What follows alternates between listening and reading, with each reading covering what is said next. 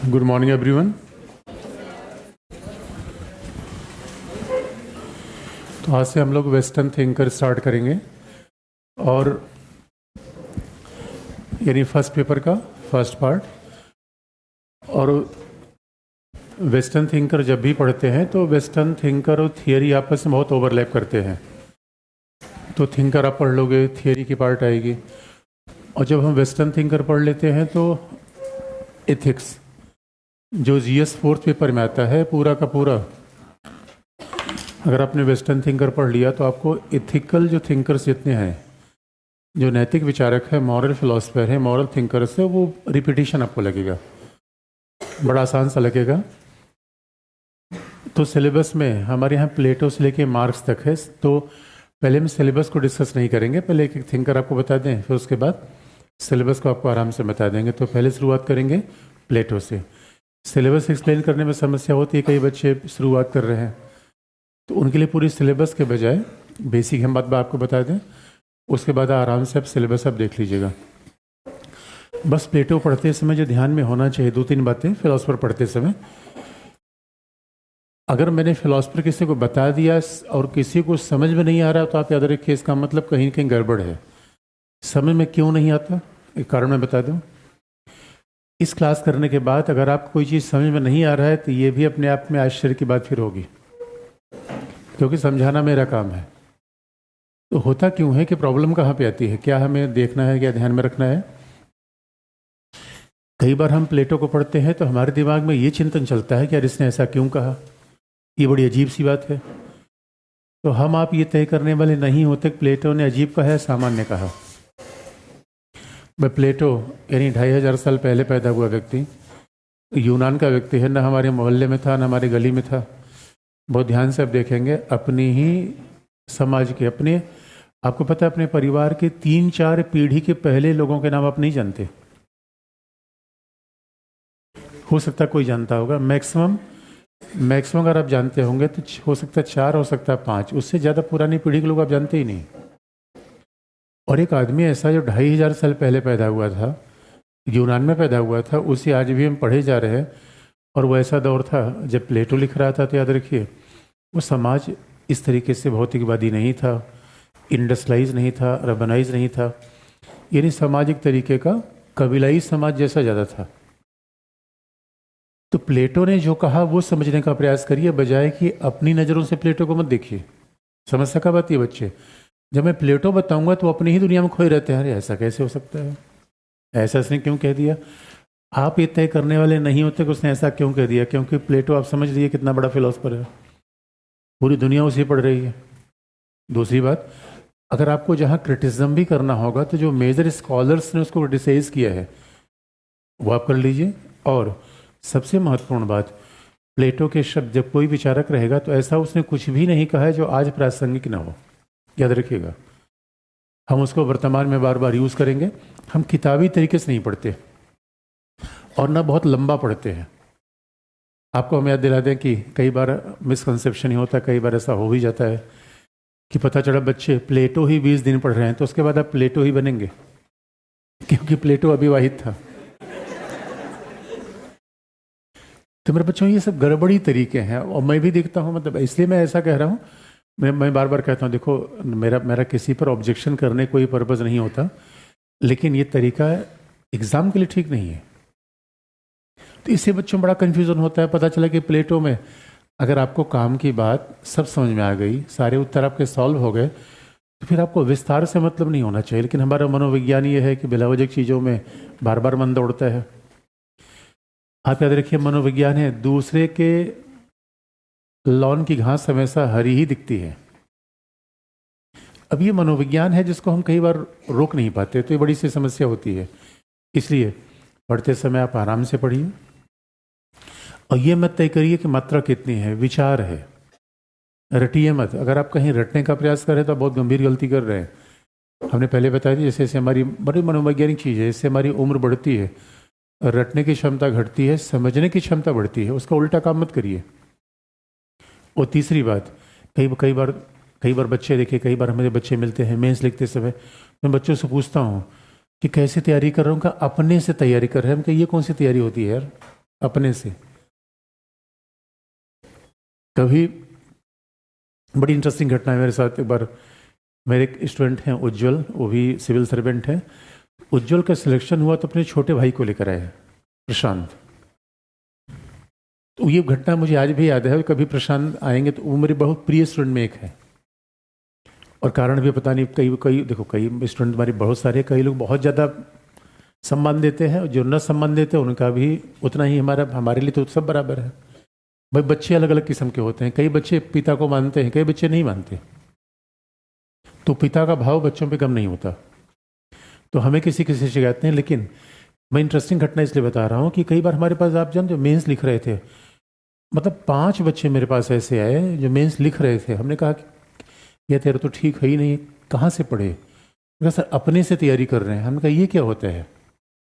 ये बड़ा मिसकंसेप्शन होता है, और आजकल बड़ा फैशन बन गया है। कहीं पे बच्चा कोई कह देगा कि अब पता नहीं क्यों लोग नाम नहीं लेते। अरे दोस्तों, मैंने अपने से पढ़ा या किसी प्रोफेसर ने मुझे पढ़ाया है? धन्यवाद उन प्रोफेसर का जिन्होंने मुझे पढ़ाया। ज्ञान की परंपरा अपने से नहीं आती। ये ज्ञान की ही परंपरा है। किसी न किसी गुरु को आपको तलाशना पड़ेगा। अब कोचिंग वाले गुरु में बच्चों का बड़ा विश्वास हो गया है, ये बात अलग है। बच्चों को लगता है यार कोचिंग में तो कोई गड़बड़ी हो जाएगा, पता नहीं क्या हो जाएगा। और कई बार बच्चे कहते हैं मतलब कि, और इस क्लास को वो लोग तब समझ पाते हैं जिन लोगों ने, बच्चों ने बीए किया है, एमए किया है। बीए एमए अच्छी यूनिवर्सिटी से कर लीजिए तब इस क्लास का महत्व समझ पाएंगे। जिसने कुछ किया ही नहीं उसको लगता है यार ये तो क्या पढ़ रहे हैं क्या नहीं, उसके दिमाग में अपने ही खुराफात चलती रहती है। तो बड़ी समस्या है। तो जब उज्जवल आए थे तो ये घटना इसलिए इंपॉर्टेंट है कि कभी प्रशांत आएंगे, चूंकि अभी एनआईए में वो मतलब एनआईए के एसपी हैं, उनका झारखंड कैडर है, आईपीएस है। तो मैंने पूछा, प्रशांत इंजीनियर थे, मैंने कहा ये प्रशांत क्या कर रहा है? तो प्रशांत ने कहा सर अपनी से तैयारी कर रहे हैं। तो मैंने कहा मैं क्या करता हूँ यहाँ पे? तो मैंने उज्जवल को कहा कि देख क्या करते हो यार तुम? उज्जवल ने कहा सर मैं तो कहता हूँ कि जाओ सर के पास, ये कहता अपनी से तैयारी कर लेंगे। और प्रशांत मेरे पास आया और संयोग से सिलेक्शन का हो गया। शायद इसलिए भी बहुत ज़्यादा वो मानते हैं मुझे, जो भी अभी से संयोग की बात रही होगी। ये बच्चे बड़ी गलती करते हैं, 5 साल यहाँ बर्बाद कर दिया अपने से तैयारी करने के चक्कर में। आपको पता है, आप जब सिलेक्शन 21-22 साल में लेते हैं और सिलेक्शन जब आप 30 साल में लेते हैं, प्रमोशन से लेके पेमेंट से लेके सब चीज़ का इतना बड़ा नुकसान होता है जिसकी कल्पना बाद में कंपनसेट भी नहीं कर सकते। और होता क्या है, जब आप यंग एज में होते हैं, 21 साल 22 साल, एनर्जी खूब होती है, आशावाद खूब होता है, जूझने की क्षमता खूब होती है। जैसे से आप 30 प्लस होंगे, आप याद रखिएगा, शरीर का फ्रस्ट्रेशन बढ़ेगा, आप में नकारात्मकता आएगी, परिवार का दबाव बढ़ेगा। इसलिए ये गलतियां कभी मत करिए। और जो लोग आपके आसपास हैं उनको समझाइए कि कहीं ना कहीं जो अच्छा गाइडेंस उनको लगता है। अब देख कोचिंग की विडंबना ये है, कई बार अब प्रॉब्लम ही हो जाती है कि अब देखिए कोई कोचिंग व्यवसाय तो बन गया, तो व्यवसाय में कई बार ये होता है कि बच्चों का इंटरेस्ट पीछे चला जाता है, व्यवसाय का इंटरेस्ट आगे चला जाता है। तो थोड़ी गड़बड़ी होती है। तब भी तो आपको ऐसे लोग मिल ही जाएंगे जो अभी भी बहुत मेहनत से पढ़ा रहे, अच्छे तरीके से पढ़ाए। तो आपकी मर्जी है किसको चूज करते हैं। लेकिन ये गलती कहीं मत करिए, अपने से पढ़ेंगे। और दूसरी, पढ़ते समय बहुत ज़्यादा रटने की जरूरत नहीं, एक ही बात को पढ़िए इत्मीनान से। एनसीईआरटी पढ़ना सीखिए, विस्तार कभी नहीं। विस्तार नहीं कि ये पढ़ लिया, ये किसी काम का नहीं है वो। समझ होनी चाहिए, आपको विषय की समझ होनी चाहिए, और समझ ही आधारित सवाल पूछा जाए। क्योंकि मनोविज्ञान में क्या है, सोशल साइंसेज में क्या है, इधर से सवाल मैं इधर पूछ दूंगा, उधर सवाल मैं उधर पूछ दूंगा, शब्द को बदल दूंगा, सारा विचार वही है। तो पढ़ते समय इत्मीनान से पढ़िए, दबाव बिल्कुल मत लीजिए। और प्लेटो ने कुछ भी ऐसा नहीं कहा है जो आज आपके जीवन में नहीं है। बस नाम उसका प्लेटो है, नाम थोड़ा हमारे रमेश महेश सुरेश नहीं है, इसलिए में थोड़ा आश्चर्य लग सकता है। परिस्थितियाँ यूनानी के, इसलिए में आश्चर्य लग सकता है। इत्मीनान से सीखने का प्रयास करिए। और ऐसे जैसे आप कुछ प्लेटो के बारे में नहीं जानते, बिल्कुल दिमाग खाली रखिए, अपना चिंतन एकदम बंद कर दीजिए, मेरी तरफ ध्यान दीजिए। और ध्यान मत दीजिए, पीजिए। सुना जाता है, पढ़ा जा, आजकल देखिए यही पढ़ाई के बड़े तरीके हैं। घर बच्चे कहते हैं, अब कंसंट्रेशन भी बच्चों में कम होने लगा है। नहीं तो होता क्या है, पता है, मैं बताया जा रहा हूँ, उनका ध्यान कहीं और दौड़ गया, समोसे की तरफ चला गया। गैर सर तो सब ठीक बता रहे हैं, प्लेटो सब ठीक है, चाय तो सो मिली नहीं। दौड़ भाग के आ रहे हैं। उन सब चीज़ों से थोड़ा सा कंसंट्रेट करिए। ये मानव स्वभाव है, हम कंप्यूटर नहीं है, ध्यान लगातार डिस्ट्रैक्ट होता है। लेकिन अगर 2 घंटे आप मेरे साथ हैं तो भी देखिए, इसलिए कहा भी जाता है कि हमारे यहाँ पूरी ज्ञान की परंपरा सुनने से आती है, पढ़ने से नहीं आती। बच्चा मदर टंग सीखता है सुनने से, जिसकी सुनने की क्षमता खराब हो जाती है वो बच्चा बोल नहीं पाता। ये कितना बड़ा जबरदस्त विज्ञान है। इसे हमारे यहाँ सारी वेद श्रुति पर आधारित है। उस समय कितने विद्वान लोग हुआ करते थे, गुरु पढ़ाता था और बच्चे सुन के याद कर लेते थे। आज बच्चे क्या सोचते हैं, पढ़ते हैं, क्या सीखना चाहिए, सुनना। सुनना या पीना, सुना कानों से जाता है और पिया किससे जाता है, दिल दिमाग पूरे शरीर से। तो एक बार आप इत्मीनान से पढ़िए, देख लीजिए। और मैं तो कई बार मैंने फिर कहा कि अगर मैंने 2 घंटे आपको पढ़ा दिया, आपको समझ में नहीं आया, इसका मतलब है कि या तो मेरे में बहुत गंभीर कमी है या आप सीखना नहीं चाहते। और मेरे में गंभीर कमी है ऐसा नहीं है, क्योंकि मैं काम बहुत पुराने समय से कर रहा हूं। तो इसका मतलब आप ही अपने आप को रिफॉर्म करने का प्रयास करिए, कैसे सुना जाए, कैसे सीखा जाए। और एक बार आपने, और जिन लोगों ने एथिक्स पढ़ा होगा तो उनको लगेगा भाई ये तो एथिक्स ही है। और मैं आपको बता भी दूंगा कि अगर एथिक्स में यही चीज़ आ जाए तो कहाँ कहाँ आप काट देंगे, क्या क्या चीज़ आप हटा देंगे। दूसरी बात, कई कई बार बच्चे पुरानी वीडियो देख लेते हैं, कहते सर मैं हर क्लास में नया पढ़ा दूंगा, आपको याद रखना। कोई भी नोट्स आप मेरा देख लो, एक ही क्लास का नोट्स फिर अगली क्लास में मैं रिपीट नहीं करता। और ये मैं आपसे उम्मीद करता हूँ, कंस्ट्रक्टिविज्म, इनोवेशन रखो, विचार बनाओ। रटी घिसी पिटी बातों से बिल्कुल काम नहीं चलता। अगर नोट से कोई आईएएस बनता तो एक ही परिवार के सारे लोग सिलेक्ट हो गए होते, एक ही गांव के लोग सारे, तो ऐसा होता नहीं। आइडियाज, विचार, क्रिटिकल टेंडेंसी, सोचने विचार करने की क्षमता बढ़ाओ। इसी बात से हम क्या शुरू करेंगे। अच्छा, अब किसी बच्चे के मन में अगर ये सवाल होगा कि सर विचारक क्या होते हैं, थियरी क्या होती है, विचारधारा क्या होती है, तो सबको मैं समय समय पर आपको बता दूंगा। और कई बच्चे कहते हैं प्लूटो, प्लूटो नहीं है, क्या है, प्लेटो है। प्लेटो उसका निक नेम था, जैसे आपका नाम कई बार घर में होता है चिंटू पिंटू। प्लेटो उसके गुरु ने दिया था। अच्छा, पुराने जमाने में गुरु शिष्य की परंपरा बहुत जबरदस्त थी। अब देखिए आधुनिक जमाने में आजकल गुरु से टीचर हो गया,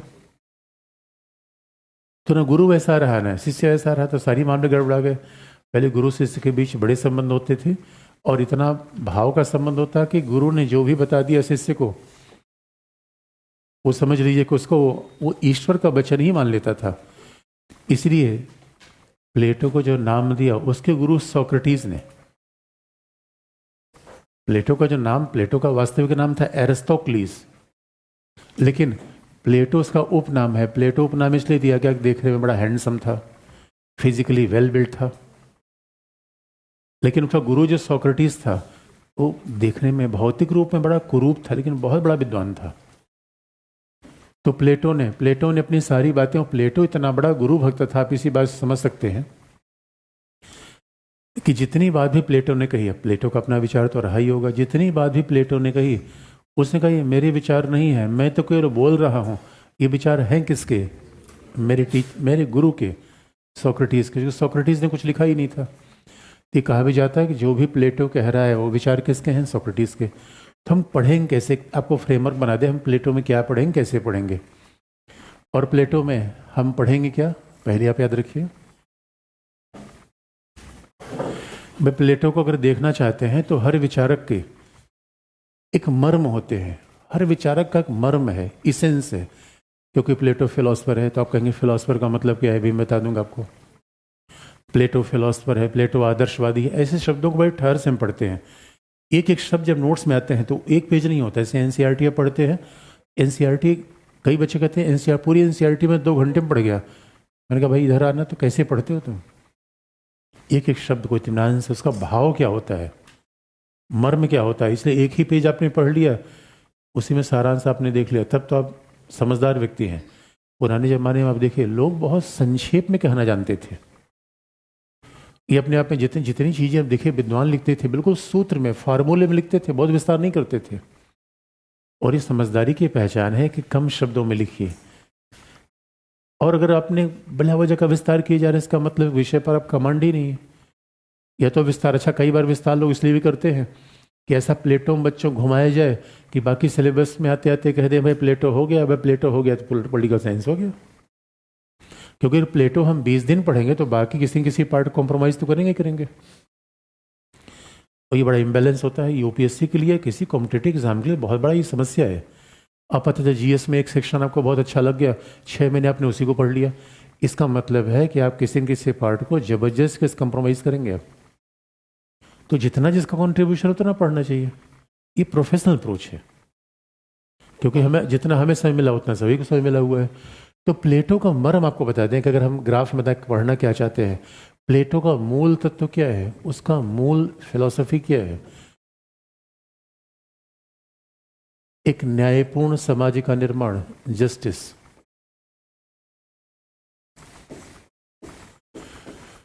प्लेटो की जो मूल फिलॉसफी है कि वो जस्ट सोसाइटी बनाना चाहता है। अगर हम प्लेटो के विचार का इसेंस देखें कि कुल मिला के प्लेटो करना क्या चाहता है, जस्ट सोसाइटी का निर्माण करना चाहता है, ये उसके विचारों का इसेंस है। तो कहीं भी आप देखेंगे तो न्यायपूर्ण समाज, जस्ट सोसाइटी। इसी बात को दूसरे शब्दों में कह लें, ये न्यायपूर्ण समाज कहाँ बनेगा, एक तरीके का एक आदर्श राज्य बनाना चाहता है।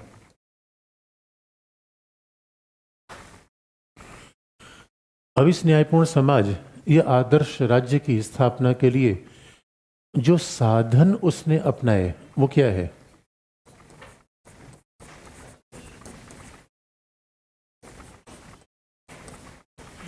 दार्शनिक राजा, एजुकेशन, शिक्षा, साम्यवाद।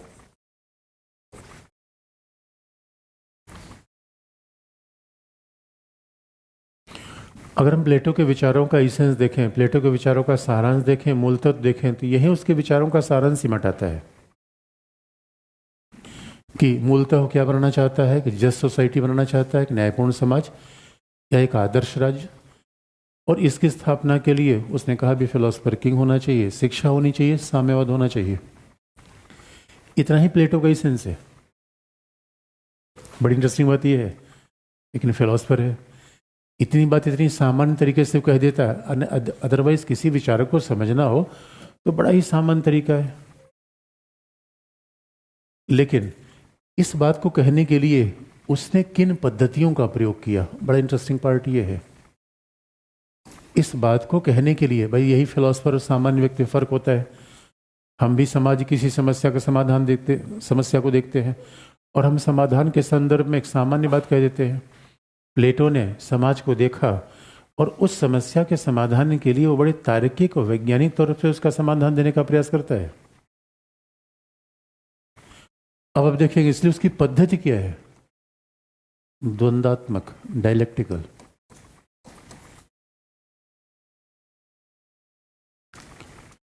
आप कह सकते हैं कि डायलेक्टिकल, टेक्निकली उसने नाम तो कभी नहीं लिया डायलेक्टिकल पद्धति की, लेकिन बार बार कहीं न कहीं द्वंदात्मक शब्द का प्रयोग उसके विचार में आ सकता है, या आप कह लीजिए निगमनात्मक।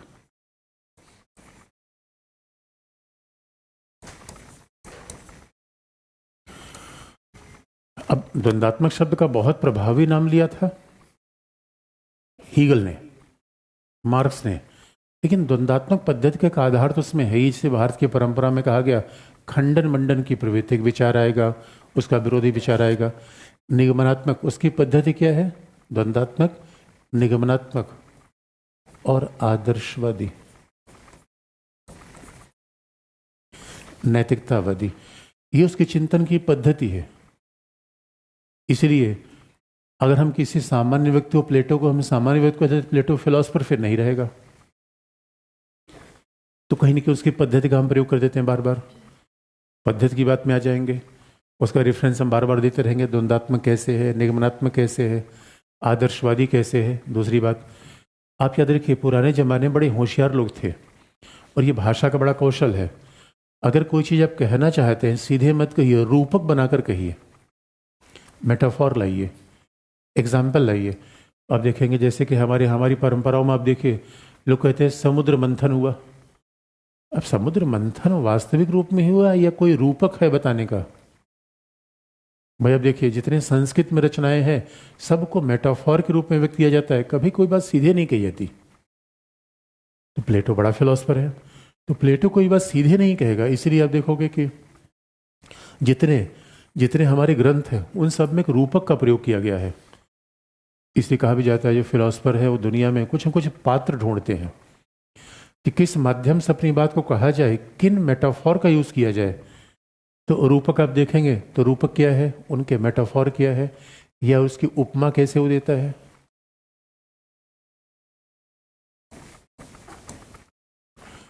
वो किन मेटाफॉर का यूज करता है, उसमें है मेटल्स की थियरी। इसका मतलब है मेटल्स कह लीजिए, या मेटल्स को आप क्या कहेंगे,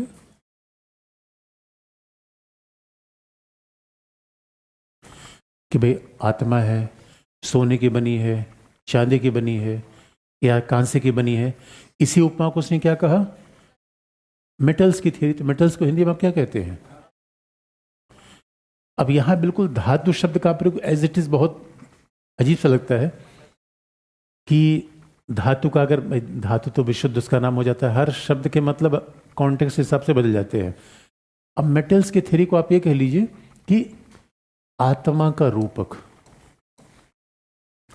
आत्मा का सिद्धांत।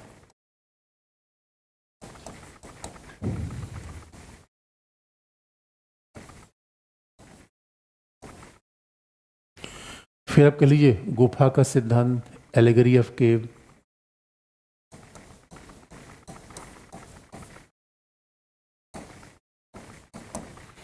आत्मा का सिद्धांत, गुफा का सिद्धांत, यानी मेटाफॉर ऑफ केव, और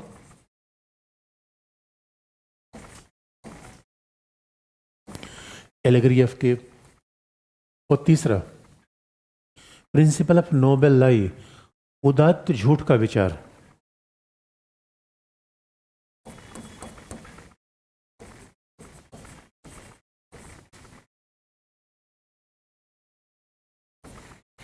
प्रिंसिपल ऑफ नोबल लाई,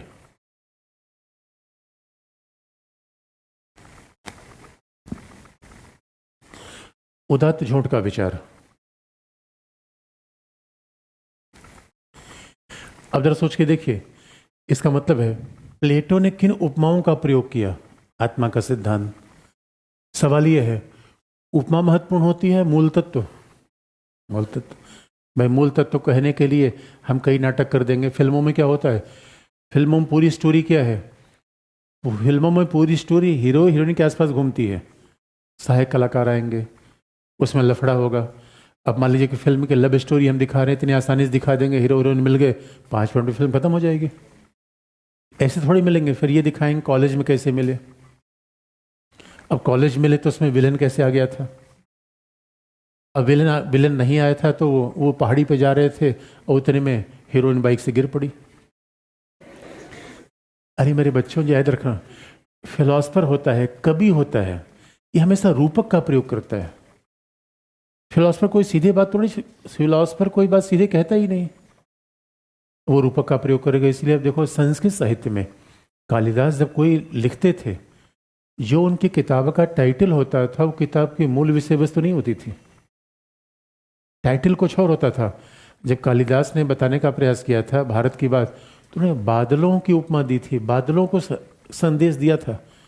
और बादल ही बात बताते हैं कि भारत किस तरीके से भौगोलिक उसका आधा, पहले बिंद के पर्वत आएंगे फिर क्या आएंगे। कमाल का चिंतन है ये। ये सब जितनी फिल्में देखिए, मूल मूल स्टोरी तो बड़े प्रिसाइज में होता है। मूल स्टोरी आ जाएगा 3-4 लाइन में, और पूरी फिल्म किस आधार पर चलती है, और रूपक के आधार पे तो फिल्म हिट होगी या फिल्म फ्लॉप होगी। इतनी आसानी से कहानी बता देंगे तो कोई देखेगा सिनेमा? कोई नहीं देखेगा। इसलिए अगर कभी आपको रूपक लिख दिया जाए तो रूपक तो बहाना है, मूल मामला क्या है। क्योंकि न्यायपूर्ण समाज को बहुत आसानी से लोगों को समझाना चाहता है।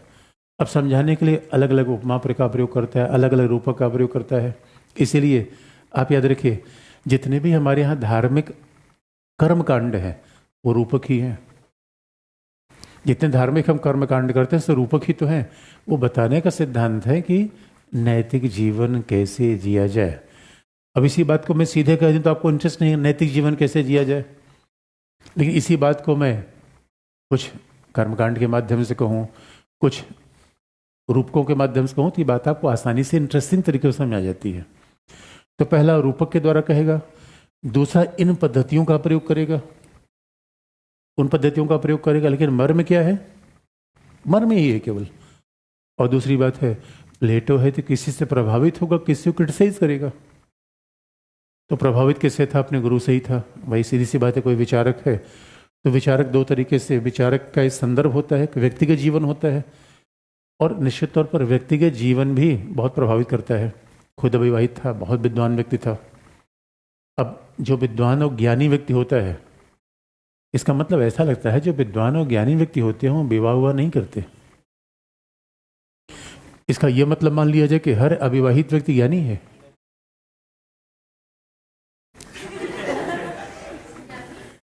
तो मेरे बच्चों, अच्छा बच्चे ही बड़े होशियार है, वो हमें भी खुश करना जानते हैं। इसका सीधा मतलब है कि जब कोई विचारक होता है तो उसको हम कैसे पढ़ते हैं, उसका संदर्भ कैसा था, व्यक्तिगत जीवन कैसा था। भाई किसी विचारक को पढ़ने के दो ही तरीके हैं, अध्ययन पद्धति कैसी थी, किस कॉन्टेक्स्ट में लिख रहा था।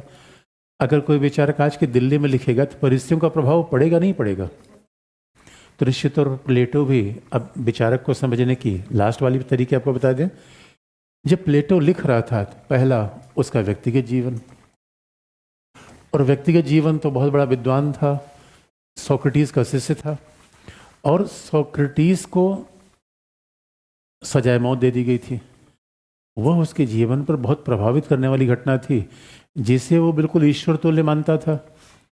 वो मानता था भाई इससे बड़ा विद्वान कोई व्यक्ति मेरे निगाह में है ही नहीं है। उसको उस प्रकार के शासन ने डेथ पेनल्टी दे दी। तो उसके जीवन पर उसका बड़ा प्रभाव था। वो पूरे क्रीटो में जब उसने किताब लिखी, प्लेटोस की हिट मूवी है। प्लेटो का हिट मूवी कौन है? रिपब्लिक। उसके बाद जो भी उसने लिखा उतनी हिट नहीं हुई।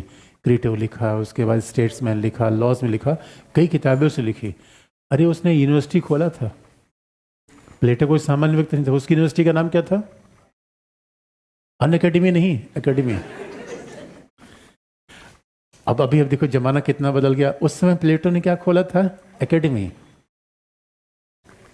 तो अब बड़ा जमाना चल, तो अगर आज के दौर में होता स्वाभाविक रूप से वो अन अकेडमी खोलता। उस समय उसने क्या खोला था? एकेडमी। Oh my God. यानी एकेडमी थी या विश्वविद्यालय था? ये विश्वविद्यालय था, कोई कोचिंग इंस्टीट्यूट नहीं था। विश्वविद्यालय था जहां पे फ्री ऑफ कॉस्ट शिक्षा मिलती थी। लेकिन सवाल यह था कि जहां वो ले रखा था, जहां जगह, उसका भी कोई किराया उराया नहीं लगता था। और उस समय एमसीडी सीलिंग के लिए दौड़ती नहीं थी। तो परिस्थितियों का फर्क हो जाता है। आज की डेट में थोड़ी सी समस्या है। तो प्लेटो का पहला व्यक्तिगत जीवन, जब उसने ये बात का कन्वर्सेशन अपने गुरु से कन्वर्सेशन किया, उसने किताब लिखी क्रीटो। तो क्रीटो में उसका बड़ा मार्मिक कन्वर्सेशन आता है कि वो गुरु से किस तरीके से, उसके मृत्युदंड देने पर वो कितना विचलित है, उसका गुरु कितना शांत है। तो उसको जीवन की बड़ी लाइफ लर्निंग यहाँ से मिलती है। तो व्यक्तिगत जीवन कैसा था? वो अपने आप में नैतिकतावादी था। व्यक्तिगत जीवन कैसा था? आदर्शवादी था। इन सबके मतलब ये आपको बता दें, नैतिकतावाद का मतलब क्या है, आदर्शवाद का मतलब क्या है, फिलोसफर का मतलब क्या है, बात तो समझानी चाहिए आपको। दूसरा, निश्चित तौर पर उस पर जो जिसका सबसे ज्यादा प्रभाव था वो सोक्रेटिस था। सोक्रेटिस को हम क्या कहते हैं? सुकरात। ये यूनान का एक तरीके से सबसे प्रभावशाली फिलोसफर था, लेकिन उसने कुछ लिखा ही नहीं। तो कुछ बातें तो कुछ भी सुकरात का रिटर्न मिलता नहीं, और जो भी सुकरात की बात है वो कहा किसने? प्लेटो ने। इसी सुकरात और उसके अलावा तो पाइथागोरस जैसे लोगों से भी प्रभावित था वो।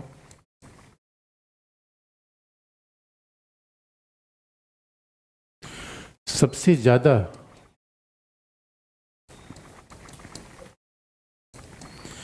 जिससे प्रभावित था सुकरात था, ना पाइथागोरस जैसे लोगों से ही प्रभावित था। तीसरी बात, जिसका वो आलोचक था, जिनके विचारों से हमेशा असहमत होता था, वो समय के सोफिस्ट विचारक हुआ करते थे। जिनके विचारों से उसकी बड़ी असहमत थी, जो बड़ा आलोचना किया करता था, वो कौन से विचारक होते थे? सोफिस्ट। तो सोफिस्ट में स्वाभाविक तौर पर जो विचारक थे उस समय स्वाभाविक रूप में कैफिलास, कई बार सिफिलास भी कहते हैं, कैफिलास, पोलीमार्कस, ग्लूकॉन, थ्रेसिमैक्स।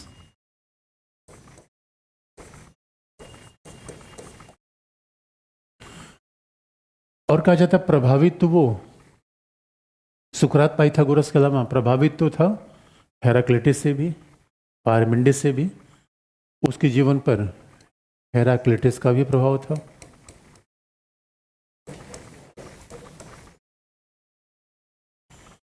और उसके जीवन पर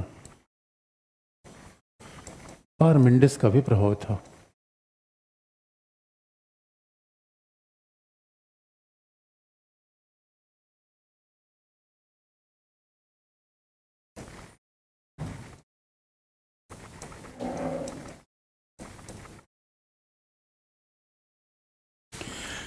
ये किन से प्रभावित था, किन से बात ले रहा था, ये हमने प्लेटो के सामान्य प्रोफाइल बना ली। इतनी बातें प्लेटो में देखना है,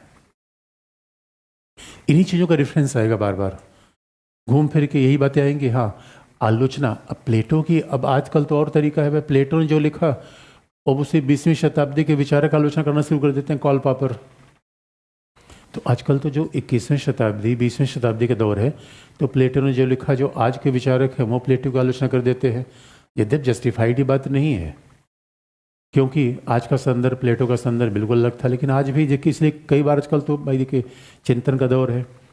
अब मान लीजिए कि कोई महाभारत रामायण लिखी गई 1000 साल पहले, अब उस अर्थशास्त्र रामायण या महाभारत को अगर आज के मानकों से आप देखेंगे तो उतना अप्रासंगिक लगेगा जैसे आपके दादाजी का विचार। अब अपने दादाजी को इसलिए कॉल पापर की आलोचना हम देखते हैं लास्ट में, यानी एक समकालीन विचार है कि समकालीन विचारक भी प्लेटो के विचारों के बड़े आलोचक हैं। अब कॉल पापर की आलोचना देखना ठीक वैसा है जैसे आप अपने दादाजी को ये कह दीजिए कि मेरे दादाजी बड़ी दकियानूसी विचारक थे, कभी जीन्स वगैरह नहीं पहने। तो भाई आपके दादाजी के समय जीन्स था ही नहीं, उस समय जीन्स बिल्कुल नहीं था। इसका मतलब है ऐसे भी लोग हैं जो कॉल पापर जैसे लोग जो प्लेटो की आलोचना करते हैं। लास्ट में हम ये भी देख लेंगे।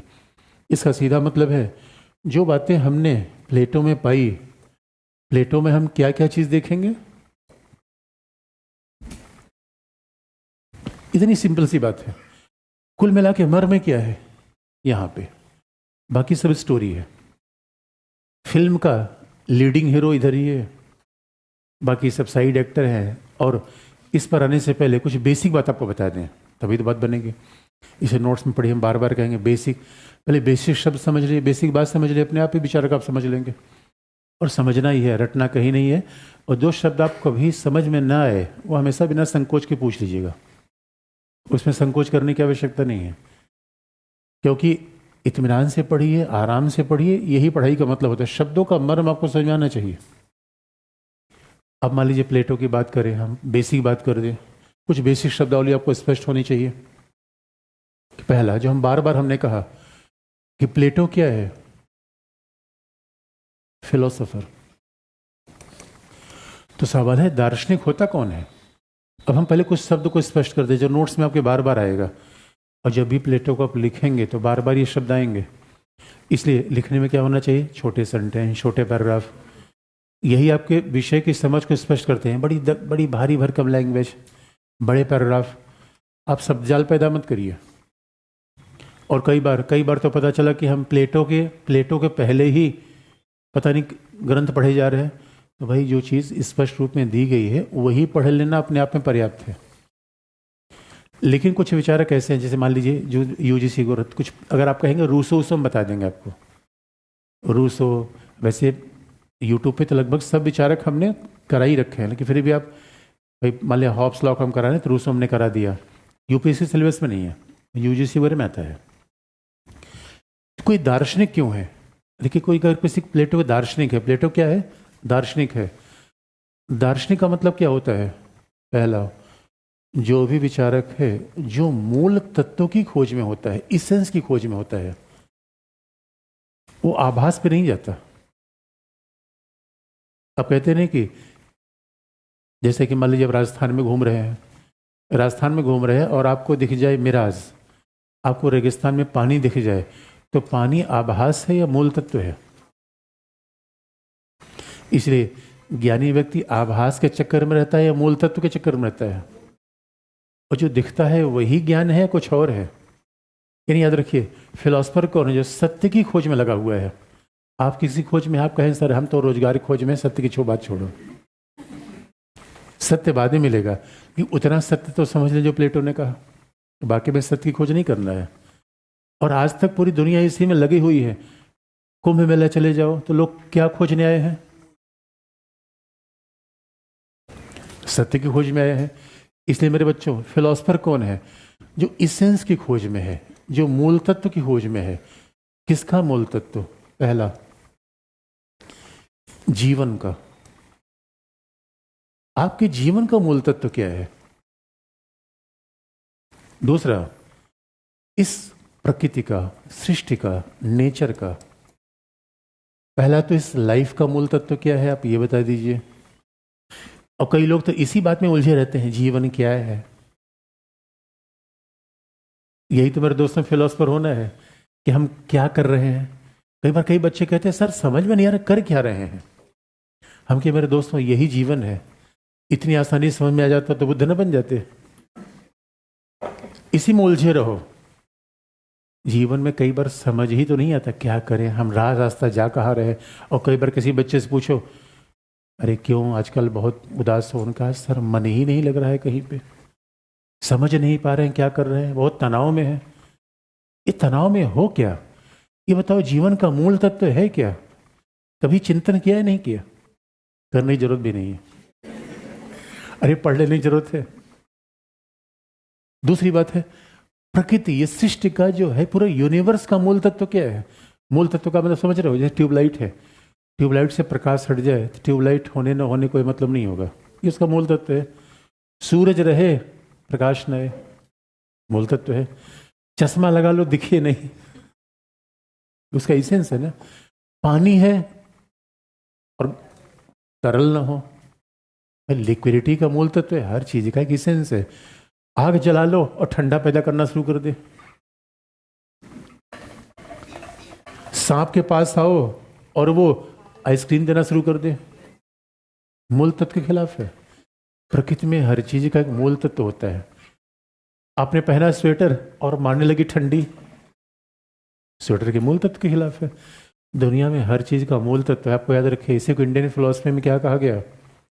इसी को भारतीय दर्शन में क्या कहा गया? रित। एक दुनिया में यूनिवर्स है। किसी को भारतीय दर्शन में कई बार धर्म कहा गया, रित कहा गया। यानी पूरी दुनिया, प्रकृति का मूल तत्व क्या है? जीवन और प्रकृति का मूल तत्व होगा तो समाज और राज्य का कोई मूल तत्व नहीं होगा। फिलोसफर इसी खोज में लगा हुआ है। और तीनों चीजें एक साथ है। समाज और राज्य को प्रकृति से मत काटिए, और व्यक्ति के बिना समाज राज्य बनता नहीं। तीनों चीज आपस में जुड़ती हैं, इसे याद रखिएगा। सवाल यह है, फिलॉसफी शुरू यहीं से होती है, पहले स्वयं को जानो। इसका मतलब है प्लेटो किसको जानना चाहता है? आपने भी अपने आप को जान लिया। जब बुद्ध को पूरा ज्ञान प्राप्त हुआ, बुद्ध को पूरा ज्ञान प्राप्त हुआ तो बुद्ध से पूछा गया कि पूरी सत्य है क्या? उनका आत्मदीपो भव, अपने आप को प्रकाशित करो। घर को प्रकाशित करें या स्वयं को प्रकाशित करें? फिर स्वयं प्रकाशित कैसे होते हैं? क्या लगाएं जो प्रकाशित हो जाए? पार्लर में चला जाऊं वो प्रकाशित कर दे, ट्यूबलाइट के नीचे बैठ जाऊं वो प्रकाशित कर दे। तो क्या ऐसा करूं जो मैं प्रकाशित हो जाऊं? मेरे बच्चों, क्या करूं ऐसा? क्या करूं? ज्ञान की भी ज्योति होती है। ओ माय गॉड, अभी तो मैंने सोचा था कि नहीं, बजाज वाला ट्यूबलाइट वाली ज्योति होती है। इसलिए मेरे बच्चों याद रखना, जितनी भी जीवन की फिलॉसफी है शुरू से ही होती है। इसी फिलॉसफर बड़ी बेसिक बात करता है। और याद रखिएगा, जो नेचर है वो आपसे जुड़ा हुआ है, समाज है उसी में आप रहते हैं। तो एक बार समझ तो लीजिए मूल तत्व क्या है। आप कहेंगे सर ये समझने की जरूरत क्या है? अरे है तो है, बिला वजह समझने मूल तत्व क्या है, मूल तत्व क्या है। लेकिन यही यही पढ़े लिखे आदमी का लक्षण होता है। इसलिए कबीरदास से पूछा गया, कबीरदास से पूछा गया कि मूल तत्व क्या है, उनका जवाब अलग था। एक बात याद रखिए, इस मूल तत्व के बारे में सभी का जवाब एक जैसा नहीं होगा, ये बस इतना फर्क होगा। जो प्लेटो का जवाब होगा वही एक मात्र जवाब होगा, ऐसा नहीं है। मार्क्स का जवाब अलग हो सकता है, सोफिस्ट का जवाब अलग हो सकता है, लॉक और हीगल का जवाब अलग हो सकता है। मैं प्लेटो की बात कर रहा हूँ। ये मूल तत्व की अंतिम और पहली खोज नहीं है। हाँ, ये कह सकते हैं पहली खोज तो है, इसलिए इस पे मतांतर होगा, इसीलिए तो ज्ञान बढ़ता है। आज तक हमारे पास एक ही मूल तत्व आ गया होता है, फिर तो दुनिया में झगड़े ही खत्म हो जाते हैं। और इसी बात पे आज झगड़ा मचा हुआ है। अगर हम प्लेटो के हिसाब से देखें, याद रखिए, इस जीवन का जो मूल तत्व है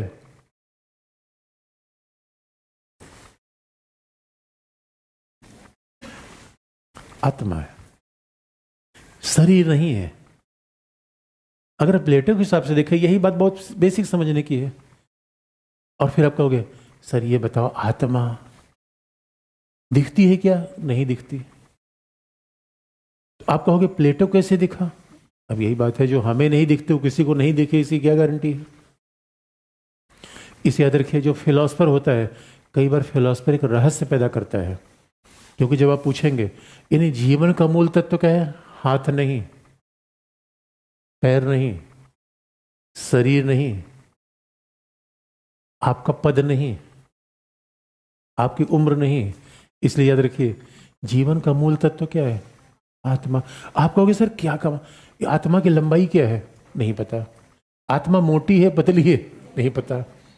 अरे आत्मा कलर कैसा है? नहीं पता। आत्मा का कलर नहीं पता है, रंग नहीं पता है, रूप नहीं पता है। तो फिर कैसे भाई, ऐसी भी दुनिया में कोई चीज है क्या जिसका न कोई रूप है, न रंग है, न आकार है, और न रहती कहाँ है ये पता है?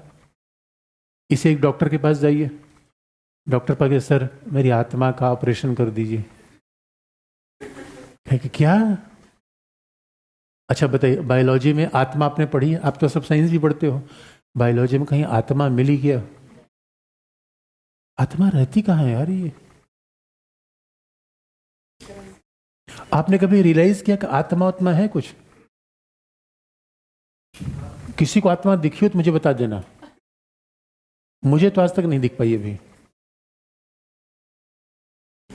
अच्छा, खोज में है आप लोग, तो कोई बात नहीं, खोजना नहीं, बस ये समझ लेना है कि जीवन का मूल तत्व क्या है, आत्मा।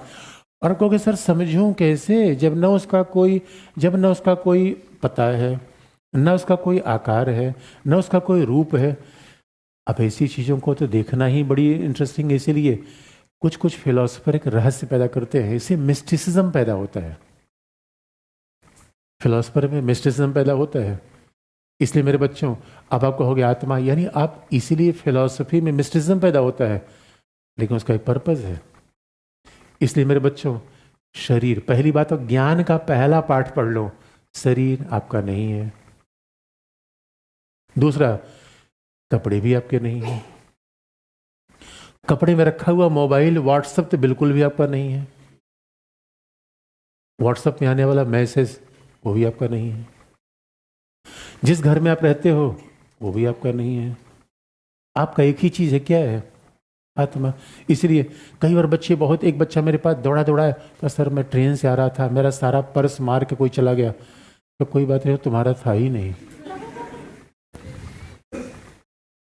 अरे कमाल की बात करते हैं। कई बच्चे से दुखी हैं कि मेरा दोस्त छोड़ के चला गया। कमाल की बात, तुम्हारा था ही नहीं। जो तुम्हारे पास है वो कभी छोड़ के जा नहीं सकता, और जो तुम्हारा नहीं था वो जाएगा जाएगा। ये अज्ञानता है या तुम्हारे पास कुछ था वो चला गया? अज्ञानता है। इसलिए याद रखना, इसे कबीरदास ने क्या है, ऐसी आत्मा है जिसे चोर चोरी नहीं कर सकता, लुटेरा लूट नहीं सकता, कोई ले नहीं सकता। यही आत्मा ज्ञान है। अब सवाल है कि आत्मा का ज्ञान हमें बस समझ लेना है, करना नहीं। और आप कहोगे इसका मतलब क्या सर, यूपीएससी भ्रम है सर, आईएएस ऑफिसर पद क्या है, सब भ्रम है। शादी विवाह महाभ्रम है।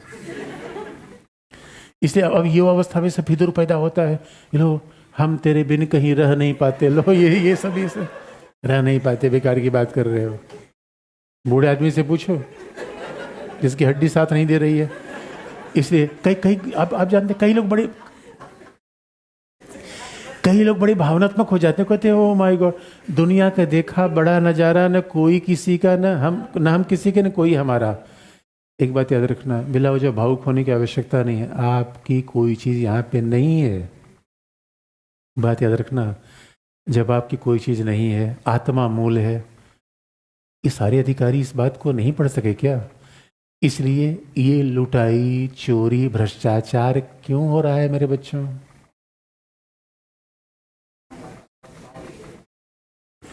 ध्यान समझना। इसलिए इसका बड़ी फिलॉसफी है। कहने के पीछे उसकी बहुत बड़ी फिलॉसफी थी। प्लेटो ऐसा नहीं था कि पूरी दुनिया को संत बना देना चाहता था। प्लेटो ये भी नहीं कहता था कि शरीर नहीं है, याद रखिएगा। और प्लेटो का चिंतन भारतीय परंपरा से बहुत ज़्यादा मिलता है, क्योंकि मूल द्वंद इसी बात में है। हमारा पूरा जीवन इसी बात में निकला चला जाता है, ये शरीर है। और याद रखिए, जो शरीर है उसे सारे संबंध हैं। माता पिता क्यों हैं? शरीर से हैं। दोस्त क्यों हैं? शरीर से हैं। पैसा की आवश्यकता क्यों है? शरीर के लिए है। सारे संबंध क्यों हैं? शरीर के लिए है। जिस दिन ये शरीर खत्म होता है, सारे संबंध अपने, आधार कार्ड भी डिलीट मार देता है। आधार कार्ड कह देता है नहीं अब ये नहीं थे, बैंक वाला अपने आप कह देता है अब ये नहीं थे। जब शरीर ही नहीं रहा, सारे संबंध अपने आप खत्म हो गए। आत्मा अमर, अजर, अविनाशी है। इसलिए न हम कभी पैदा होते हैं न कभी मरते हैं। पैदा होना मरना हमारा स्वभाव थोड़ी, शरीर का स्वभाव है। इसलिए जो साधु महात्मा क्या होते हैं, उनको कोई बीमारी हो जाए, कहते बीमारी की बीमारी, शरीर में बीमारी हुई है। इसे बताओ, दुखी होने की क्या जरूरत है? पीटी फेल हो गया, अरे पीटी जीवन है, आत्मा थोड़ी था, वो तो माया है, सब लगे हुए हैं पीटी। दूसरी बात, प्रकृति का मूल तत्व क्या है? शुभ का विचार। प्लेटो से पूछा गया। अब शुभ के विचार को अगर हम भारत की परंपरा में कह लें, प्लेटो से पूछा गया प्रकृति का मूल तत्व क्या है? आइडिया ऑफ गुड, शुभ का विचार। इस शुभ का विचार उसने आइडिया ऑफ गुड कह दिया। और जो आइडिया ऑफ गुड है, शुभ का विचार है, इसी को भारतीय परंपरा में कह लीजिए ईश्वर। भारतीय परंपरा में क्या कहेंगे? ईश्वर।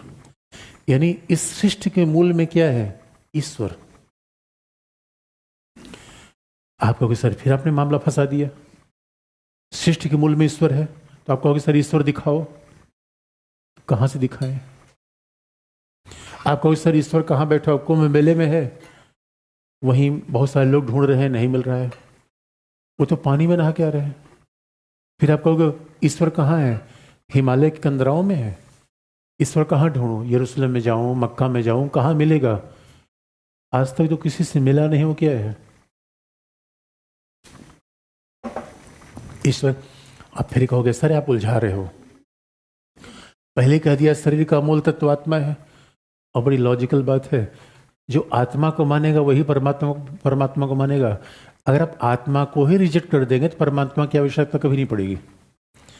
अगर हम ये मान लेंगे कि मानव शरीर है, तो परमात्मा अपने आप खत्म हो गया। अगर हम ये मान लेंगे कि मानव आत्मा है, तो परमात्मा की आवश्यकता अपने आप पड़ेगी। तो योग किस लिए होता है?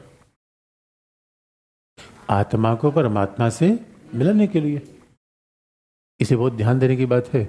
जो व्यक्ति, इसे फिजिक्स वाला व्यक्ति आत्मा को नहीं मानता, जब से भौतिकवादी चिंतन आएगा उस चीज को नकार देगा। भौतिकवादी फिजिक्स और केमिस्ट्री वाला आदमी हमेशा यही कहेगा, देखो सर ऐसे मैं नहीं मानूंगा, मुझे आत्मा दिखा दो, उसका वजन मुझे बता दो, लंबाई बता दो, वजन बता दो, नापतोल बता दो। वो मैं बता नहीं पाऊंगा। ईश्वर के बारे में भी ऐसा मैं नहीं बता सकता। अब यही सवाल ये है कि आखिर में फिलोसफर इनको दिख कहाँ गया ईश्वर? हमें नहीं दिख पा रहा है। अब इसी बारे में बड़े विवाद होते हैं। इसी तो आप देखो, जो ज्ञानी किस्म के लोग क्या कहते हैं, वो कहते तीसरा आंख खोलिए, तीसरा आंख खोलिए। जो मोबाइल देखिए, इसलिए आंख नहीं खुल पा रहा है। बार बार हमारा ध्यान कहाँ जा रहा है? मोबाइल पे। और मोबाइल क्या है? वास्तविक सत्य नहीं है। इसलिए बड़ी सिंपल सी बात है, देखिए आत्मा है तो परमात्मा है, लेकिन पूरी पॉलिटिकल फिलॉसफी में जो आदर्शवादी लोग होते हैं वो रहस्य क्यों पैदा करते हैं? क्योंकि न तो हम आत्मा का विचार समझ पाए, न परमात्मा का विचार समझ पाए। इसलिए फिलॉसफी में खासतौर जो आदर्शवादी लोग होते हैं वो मिस्टिसिज्म पैदा करते हैं, वो रहस्य पैदा ही करते हैं, लेकिन उसका रहस्य का बड़ा मर्म है, उसके रहस्य का बड़ा ही व्यवहारिक पक्ष है। क्योंकि फिर आप कहोगे सर ये बेकार की बातें हैं, ये तो मुझे समझ में नहीं, ज्योग्राफी आप बताओ कुछ, आप कार्यपालिका, विधायिका, न्यायपालिका सब बताओ, फॉरेन पॉलिसी बताओ, पावर, राष्ट्रहित, ये मजा आ रहा था। ये आत्मा परमात्मा हम कहाँ में भटका रहे हो? लगता आप भी भटके ही हुए हो। तो मेरे बच्चों, हम भटके हुए नहीं हैं। कहने में तो आत्मा परमात्मा की बातें बड़ी आदर्शवादी दिखती हैं, नैतिकतावादी दिखती हैं, जीवन में इसका बड़ा एक व्यवहारिक महत्व है। आत्मा परमात्मा का व्यवहारिक महत्व क्या है? आप कहोगे सर ये तो रहस्य वाली बातें कर रहे हो। अब सवाल है कि कुछ लोग तो कहते हैं परमात्मा ऊपर रहता है, तो हमने वह इसरो के वैज्ञानिकों से पूछा, भाई इतनी सैटेलाइट छोड़ी, कहीं ईश्वर मिला? उनका अभी तक तो नहीं मिल पाया। उनको ढूंढते रहना, जिस दिन मिल जाए मुझे बता देना, मैं भी उसी चक्कर में पड़ा हुआ हूँ। इसलिए आप याद रखिएगा, इस आत्मा परमात्मा का बड़ा एक व्यवहारिक पक्ष है, बड़ा व्यवहारिक पक्ष है। और अभी आपको बताने से पहले बस याद दिला दें, अदरवाइज ये फिलोसफर थे या मूर्ख थे? इतने बड़े विद्वान लोग थे, इतने बड़े विद्वान लोग थे, इतने तार्किक जीवन में, जो पूरा जीवन ये प्रयोग ही करता रह गया। सत्य क्या है? जो पूरा जीवन प्रयोग करता रह गया। और ऐसे ऐसे फिलोसफर थे, प्लेटो जैसे लोगों की खास बात क्या थी, वो कोई बात कहने से पहले उसको आचरण में खुद ही ढालते थे, तब बात कहते थे। तो पूरा जीवन, अब ऐसा थोड़ी है कि जिसके 10 बच्चे हुए वो कह रहा है कि आत्मा परमात्मा सच है। शादी नहीं की उसने कभी, और जीवन में कई बार उसका मुकाबला ऐसा हुआ। एक वहां पे राजा था, सिराक्यूज का राजा था, उसके यहाँ हो गया और ऐसे प्लेटो बातें किया जा रहा था, तो सिराक्यूज के राजा ने क्या किया, उसको दास बना के बेच दिया। जिस समय यूनान में वो लिख रहा था उस समय दास प्रथा बहुत जबरदस्त थी, तानाशाही शासन थे, लोकतांत्रिक शासन थे, वो भीड़ तंत्र जैसा था, भ्रष्टाचार चरम पे था। जिस समय प्लेटो लिख रहा था, और उस समय स्पार्टा एथेंस की लड़ाइयाँ तो जग जाहिर थी। यानी आप याद रखिए, प्लेटो किसी स्वर्ग में बैठ के नहीं लिख रहा था। प्लेटो जहाँ लिख रहा था उस यूनान में छोटे छोटे राज्य थे, आपस में हमेशा लड़ा करते थे। बड़ी इंटरेस्टिंग बात थी। यानी परिस्थितियां लगभग वैसी थी जैसे यूक्रेन रूस की लड़ाई चल रही है, भारत पाकिस्तान आपस में लड़ रहे हैं, वैसे तो प्लेटो लिख रहा था। बस उतनी बात थी कि यूनान में छोटे छोटे राज्य थे, यूरोप में वैसे जनसंख्या कम है, जोग्राफिकल फैक्टर भी ज़्यादा, छोटे छोटे राज्य थे, भ्रष्टाचार चरम पे था, जो शासक था वही सारा पैसा लूट लेता था, आपस में लड़ाइयाँ चलती रहती थी। प्लेटो एक ऐसी दुनिया में था जहाँ इन समस्याओं को देख रहा था, और जो समस्याएं आज भी है, बड़ा ध्यान देने की बात है, ये भ्रष्टाचार पर चरम समस्या है, जाति धर्म भाषा के आधार पर होने वाले संघर्ष आज की समस्या, आज के समाज की विडंबना है। शासन प्रणाली में जो लोग हैं वही जनता की भलाई नहीं कर रहे हैं, ये शासन की बड़ी समस्या है। समस्या आप देखिए, जो यूनानी युग की समस्या थी वही आज की समस्या है। इसलिए जब वो कहता है कि आखिर में समाज का मूल तत्व क्या है, तब उसने कहा न्याय। समाज का इसेंस क्या है, तब किस बात पर आ गया? न्याय। अब जरा सोच के देखिए, उसके नैतिक जीवन को हम व्यवहारिक जीवन में कैसे चेंज करें? आत्मा परमात्मा, क्योंकि हम फिलोसफर तो है नहीं, प्लेटो को फिलोसफी वाले लोग भी पढ़ते हैं, तो फिलोसफी वाले लोग प्लेटो को आत्मा परमात्मा से लेके उधर आगे बढ़ जाते हैं। लेकिन आप याद रखिए, हम अगर पॉलिटिक्स में उसको पढ़ना चाहते हैं, नैतिकतावादी चिंतन के रूप में पढ़ना चाहते हैं, तो आत्मा परमात्मा की खोज हमें नहीं करनी है, बल्कि किसकी खोज करनी है? जो आप लिख सकते हैं। अब यहाँ से लिखने की बात आती है, जो प्लेटो के चिंतन की मूल मर्म है। और आपको पता है, यही यूपीएससी के एथिक्स मेंस में पूछा गया सवाल है। अगर आपको कभी पेपर हमेशा देखना चाहिए। आप फिलोसफर का पेपर देखिए, एथिक्स का पेपर भी देख लीजिए और पॉलिटिकल साइंस का देख लीजिए। An unexamined life is not worth living. एक अपरीक्षित जीवन जीने योग्य नहीं है। स्टेटमेंट पूछा गया है, कमेंट करिए इस पे। एन अनएग्जामिन्ड लाइफ, और इसलिए कोई और भी आप स्टेटमेंट लेकर आइए। भाई स्टेटमेंट तो मैं 5 दे सकता हूं, स्टेटमेंट तो मैं 5 दे सकता हूं। एन अनएग्जामिन्ड लाइफ, जिस जीवन में, इसका मतलब है, अब देखिए प्लेटो की बातें कैसे व्यवहारिक जीवन तक आती हैं। ये बात तो स्पष्ट है कि दार्शनिक कौन है, ये फिलोसफर किसकी बात करेगा, मूल तत्व की बात करेगा। लेकिन मैं बार बार ये कह रहा हूँ, फिलोसफर एक थोड़े हैं जो ये मूल तत्व की ये बात कर रहे हैं। हो सकता है इस पर किसी का डिफरेंस भी हो, तो आगे चल के डिफरेंस हो सकता है, आगे हम आगे बता देंगे। फिलहाल तो हम प्लेटो तक केवल देख रहे हैं, प्लेटो ने यही माना। लेकिन अब आपको देखने में ही लगता होगा भाई तो बड़ा नैतिकतावादी चिंतन है, बड़ा ही आदर्शवादी चिंतन है, इसका व्यवहारिक महत्व क्या है? व्यवहारिक महत्व है, बहुत बड़ा व्यवहारिक महत्व है मेरे बच्चों। आप याद रखिए, व्यवहारिक महत्व लिखवाने से पहले को इतनी बात बता दें, जिस दिन हम ये मान लेंगे कि शरीर ही इस जीवन का मूल तत्व है पहला, तो फिर फिलॉसफी क्या हो जाए, खाओ पियो मौज उड़ाओ। आज भौतिकतावाद के चरम पे यही हो रहा है। अगर शरीर ही मूल तत्व है तो फिर खाओ पियो मौज उड़ाओ का जीवन हो जाएगा। और जब खाओ पियो मौज उड़ाओ का जीवन हो जाएगा तो हम किसी से कैसे कहेंगे कि नैतिक व्यवहार कीजिए?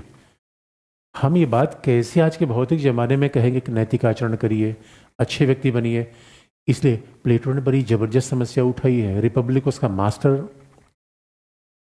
मास्टरपीस है जो उसने लिखा, और रिपब्लिक में इसी समस्या को उसने आगे बढ़ाते हुए कहा, रिपब्लिक में कहा उसने कि भाई मुझे अच्छे डॉक्टर मिल रहे हैं, अच्छे टीचर मिल रहे हैं, अच्छे इंजीनियर मिल रहे हैं। आज के ज़माने में तो ये बात बहुत स्पष्ट है, आर्टिफिशियल इंटेलिजेंस का ज़माना है। लेकिन जिस चीज़ का घोर अभाव है, नैतिक सदाचारी मानव, इसे आपको याद दिला दे। प्लेटो का जो गुरु था सोक्रेटिस, वो दिन में लालटेन लेकर घूम रहा था। अब दिन में लालटेन लेकर घूमेंगे तो अजीब सी बात आपको लगेगी, तो लोगों ने कहा, तो पागल जा रहा है। किसी ने पूछा, अरे भाई सूरज के प्रकाश में लालटेन लेकर ढूंढ रहे हो, ये क्या है? उनका, अब मैं ढूंढ रहा हूं कोई अच्छा मानव मिल सकता है क्या। इसलिए मेरे बच्चों, आपको क्या बनना है, शक्तिशाली व्यक्ति या अच्छा व्यक्ति? यहीं से प्लेटो का दर्शन शुरू होता है। प्लेटो का दर्शन व्यक्ति के इस मूल मर्म से शुरू होता है। बनना क्या है आपको, शक्तिशाली व्यक्ति, अच्छा व्यक्ति?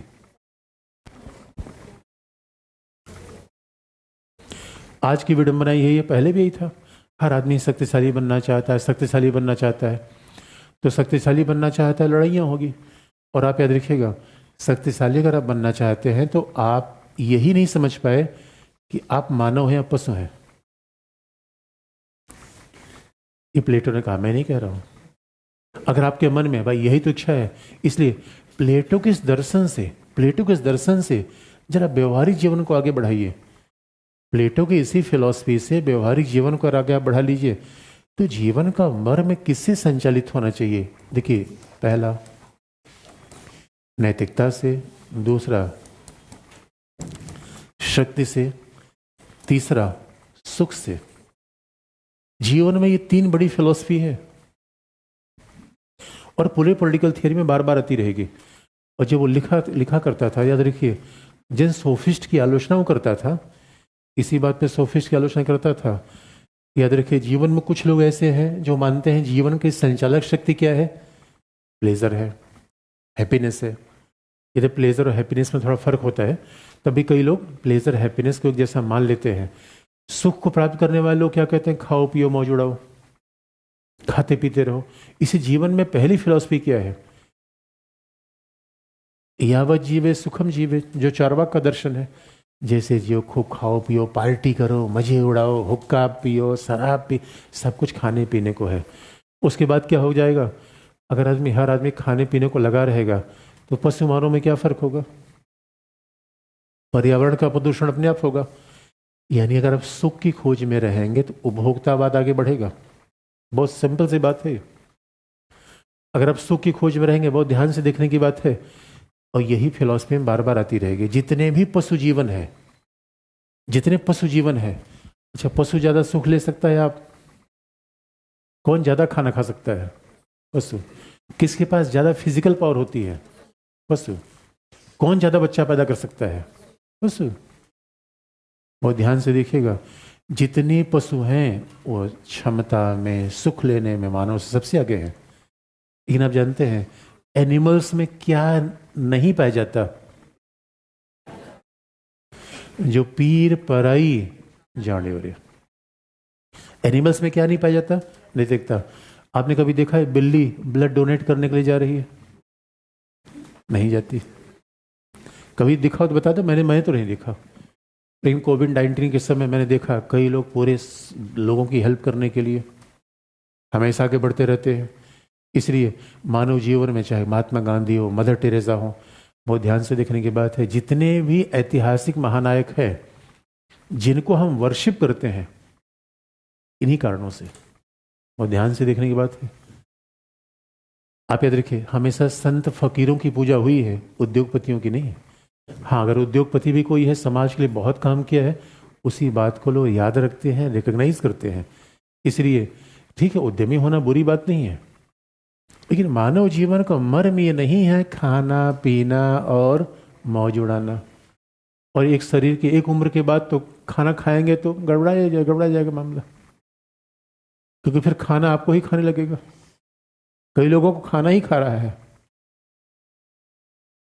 गड़बड़ा जाता है मामला। और दूसरी पावर, ये अंधी दौड़ है। आप कभी भी जीवन में फील नहीं करेंगे कि कब पावरफुल आप हो गए। जब भी आप पावरफुल होंगे आपसे कोई बड़ा पावरफुल और आ जाएगा। पावरफुल का संबंध कैसा होता है? अधीनता का, शक्ति का। आपको बता दें, प्रशासन में इसलिए अधिकारी एक सीनियर अधिकारी जूनियर अधिकारी से बातचीत नहीं करता। आपको पता है क्यों? कि उसी से काम लेना है। वो फ्रेंडली व्यवहार कर ही नहीं सकता। उसके स्वभाव फ्रेंडली व्यवहार अब ऐसे नहीं करेगा, और भाई कैसे हो, वो टीचर जैसा व्यवहार नहीं कर सकता, क्योंकि उसको आदेश देना है। आदेश में शक्ति, शक्ति की दौड़ में जिस शक्ति की दौड़ में है, पहली बात कभी रिटायर होंगे, हमेशा शक्तिशाली ही रहेंगे। अमेरिका शक्तिशाली या रसिया? रसिया या यूक्रेन? चाइना या रसिया? ये हमेशा ग्रेट खली, और पता नहीं ग्रेट रह गए कि नहीं रह गए। एक जमाना था, यानी पहला पावर जैसी चीज हमेशा नहीं रहती। पहला पावर भी पशु जगत का ही नियम है। पावर देखिए जितनी शक्तिशाली, आपने कभी देखा है हॉर्स पावर घोड़े का नापते हैं, मानव का नहीं। मानव को हम हॉर्स पावर के रूप में कभी नहीं नापते। इसका सीधा मतलब है, इसलिए मेरे बच्चों कई लोग इसलिए बहुत, अगर आप बहुत फिजिकली पावरफुल हैं तो मानव होने की निशानी नहीं है। कई बार लोग इसलिए बहुत दुखी रहते हैं कि उनकी लंबाई नहीं बढ़ी। लंबाई चौड़ाई ये मानव की निशानी ही नहीं है। गांधी बहुत पावरफुल थे, बड़े सिंपल से थे। गांधी ने भैंस का दूध पीना शुरू किया था और देखा चर्बी बढ़ने लगी तो भैंस का दूध कम कर दिया। अभी मैं एक सन्यासी का इंटरव्यू सुन रहा था, उससे पूछा भाई, अब कोई पत्रकार पूछ रहा था कि भाई एक समय खाना खाता हूँ, क्या क्यों? ज्यादा खाना हो जाए शरीर में खुराफात आती है। इसीलिए अब सवाल है कि अब सुबह 5 समोसा दबा दिया तो क्लास में नींद आई। इसलिए छात्र जीवन भी तो सन्यासी का आधा जीवन है। इसलिए थोड़ा खाना पीना कम खा के आओ, नहीं फिर नींद आएगी। बात सीधी सी है। जीवन किससे संचालित होना चाहिए? अगर शरीर को मूल मान लेंगे तो क्या किसकी खोज में रहेंगे? किस खोज में रहेंगे? शरीर को मूल मान लेंगे तो खोज में किसकी रहेंगे? और अगर आत्मा को मूल मान लेंगे तो किसकी खोज में रहेंगे? क्योंकि याद रखिए यही मूल मर्म है उसका। इसलिए यही है अनएग्जामिन लाइफ। अरे जीवन को सोचो, एग्जामिन तो करो, खुद से खुद की परीक्षा तो लो। तो एग्जामिनेशन क्या है? मैं पशु नहीं हूं, नंबर 1। मैं खाने पीने के लिए इस दुनिया में नहीं आया हूं। आप क्यों आए इस दुनिया में? बहुत पावरफुल आदमी बनने के लिए, बच्चा पैदा करने के लिए, बड़े महल बनाने के लिए, या नैतिक जीवन यापन के लिए? कबीर को हम वर्शिप क्यों करते हैं? रैदास बहुत अमीर आदमी थे। और आप देखिए बड़े बड़े तानाशाहों शासकों के नाम मानवता भूल गई। गांधी जी आज भी नोट पे छपे होते हैं जो कभी नोट रखे नहीं। जो कभी नोट नहीं रखा वही नोट पे छपा हुआ है। क्यों? जीसस जीसस को लोगों ने क्रूसिफाइड कर दिया, पूरी दुनिया उनको मानती है। पैगंबर साहब को लोगों ने भगा दिया। शंकराचार्य 32 वर्ष की उम्र में उनकी डेथ हो गई। विवेकानंद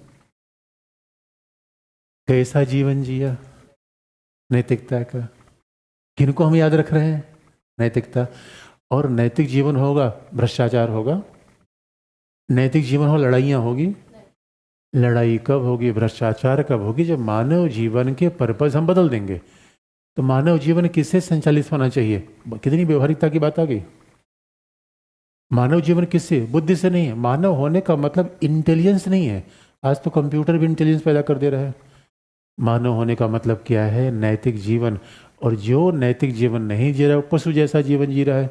तो जो पशु जैसा जीवन जी रहा है, इसका मतलब अपने जीवन का कभी एग्जामिनेशन नहीं किया, परीक्षण नहीं किया कि क्यों आए थे जीवन में। आए थे गांधी बनने, अरे गांधी न बनते थोड़ा बड़ा उनको पीछे ही चल लेते, और बन गए। और इसलिए जो भी लोग झूठे वादे कर रहे हैं, पॉलिटिक्स में दूसरों को लड़ा रहे हैं, ये क्या है? मानव है या कुछ और है? कुछ और है। मानव है कुछ और है। देख लीजिए, यहीं से प्लेटो के चिंतन प्लेटो के चिंतन की शुरुआत है। अब बताइए, तो क्या जो फिलोसफर होते हैं आदमी को सन्यासी बनाना चाहते हैं? नहीं। जो फिलोसफर होते हैं क्या कहते हैं?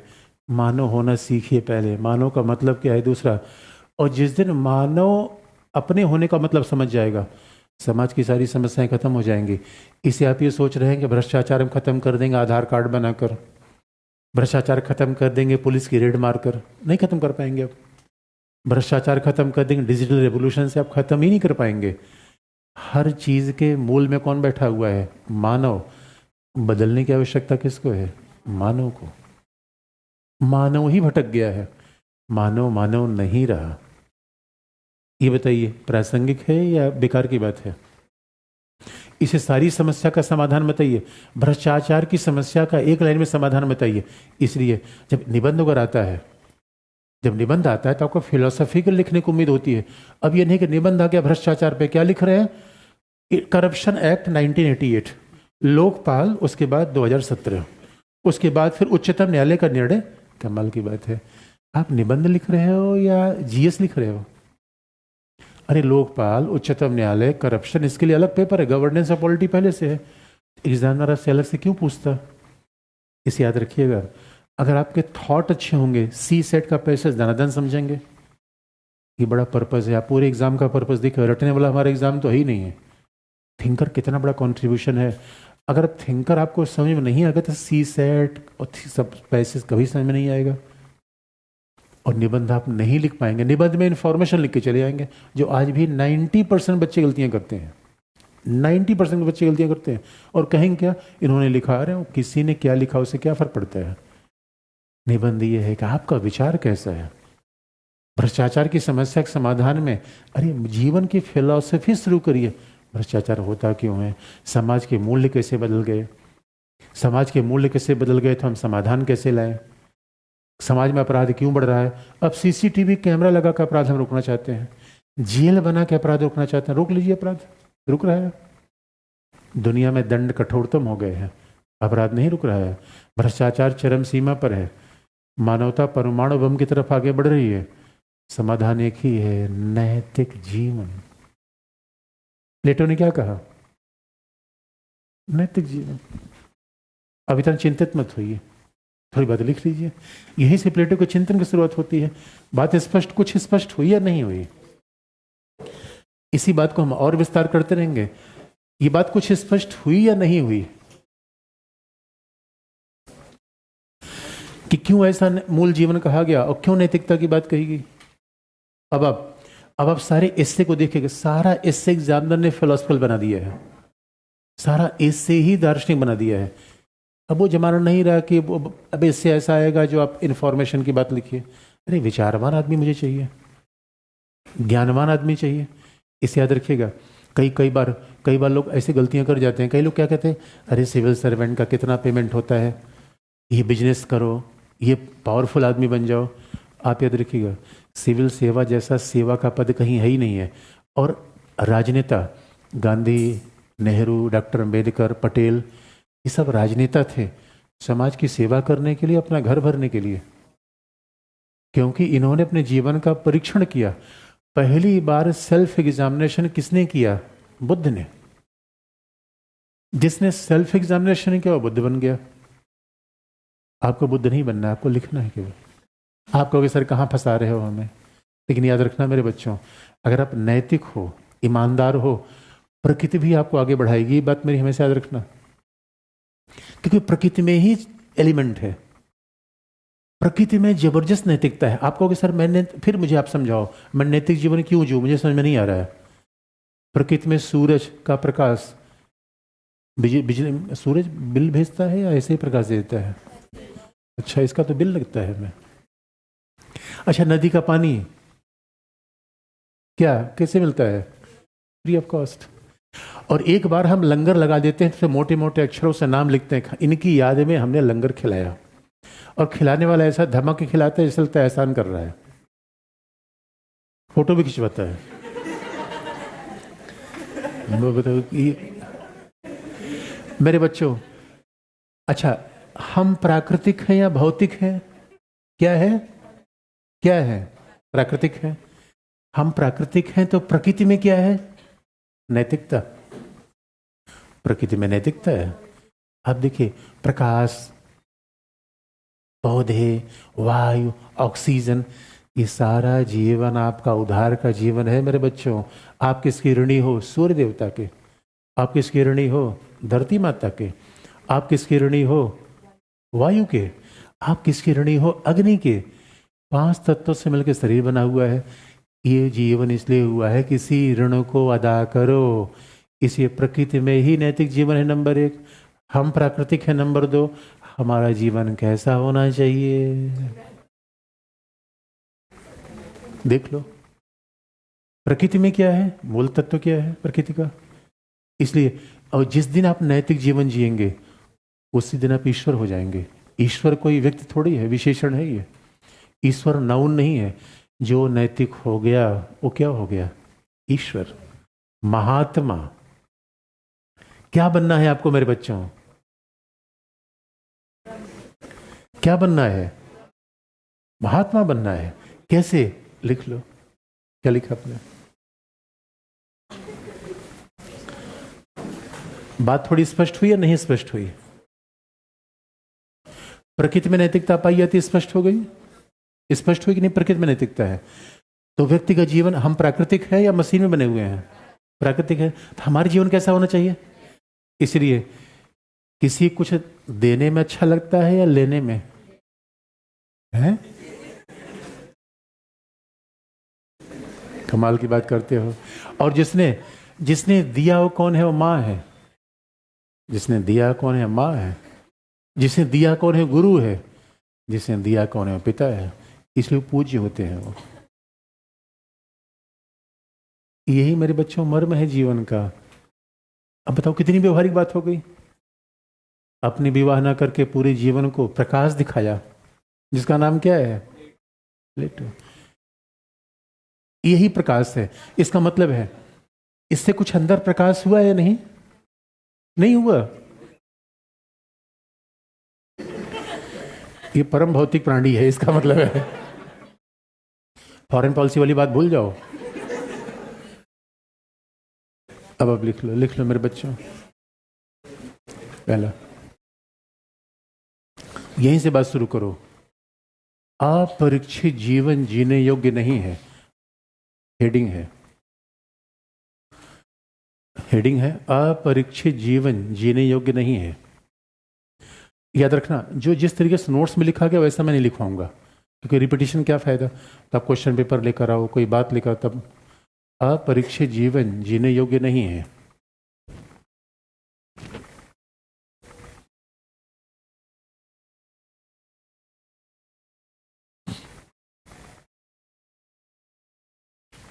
अपरीक्षित। अच्छा, हमारे यहां तो पुराणों में परीक्षित की बड़ी कहानी है। परीक्षित का राजा थे, नाम ही था क्या है? परीक्षित। जिसने बार बार परीक्षा दी उसका नाम क्या है? परीक्षित। परीक्षा कोई दूसरी लेगा या स्वयं परीक्षा लेंगे? स्वयं। कैसे लिख लीजिए? प्लेटो।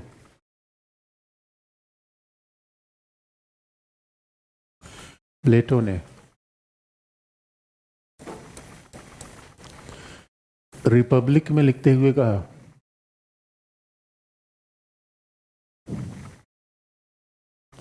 प्लेटो ने रिपब्लिक में लिखते हुए कहा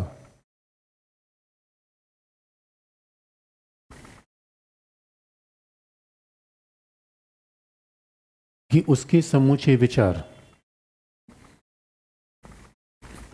प्लेटो ने रिपब्लिक में लिखते हुए कहा कि उसके समूचे विचार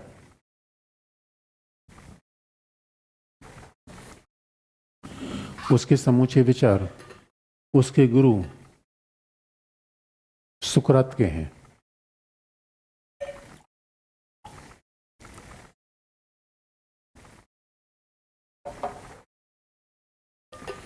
उसके समूचे विचार उसके गुरु सुकरात के हैं, जिसने यह कहा था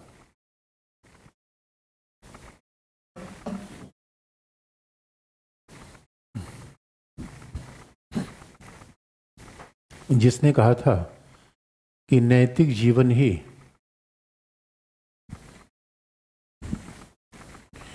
जीवन का मूल मर्म है।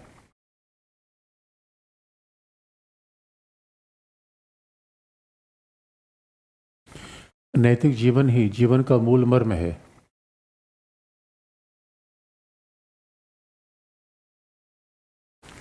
नैतिक जीवन ही जीवन का मूल मर्म है।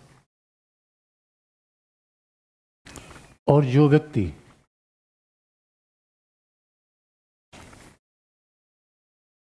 केवल भौतिक जीवन यापन कर रहे हैं, नैतिक जीवन ही जीवन का मूल मर्म है। जो व्यक्ति केवल भौतिक जीवन यापन कर रहे हैं, वे जीवन के मूल लक्ष्य से ही भटके हुए प्राणी हैं।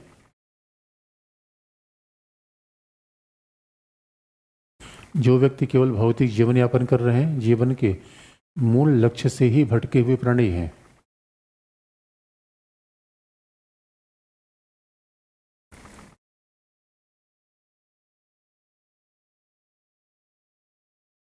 अगला पॉइंट, बारकर ने, ये बारकर कमेंटेटर है जो प्लेटो के बारे में लिखते हैं। बारकर ये विचारक है जो प्लेटो के बारे में टिप्पणी करते हैं। याद रखिएगा, इन सब के नाम का महत्व तो नहीं है, प्लेटो के विचार का महत्व है। नाम भूल जाए तो भी कोई फर्क नहीं पड़ता। लिखो, बारकर ने प्लेटो के विचारों का सारांश बताते हुए कहा,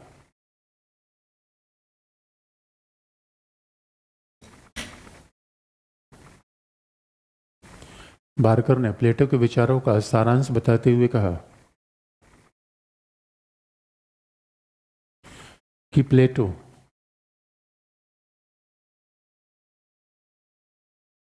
एक नैतिक और सद्गुणी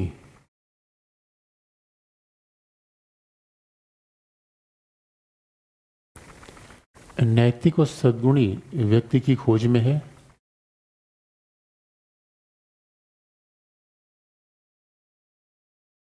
प्लेटो एक नैतिक सद्गुणी व्यक्ति की खोज में है और उसका प्रसिद्ध कथन है,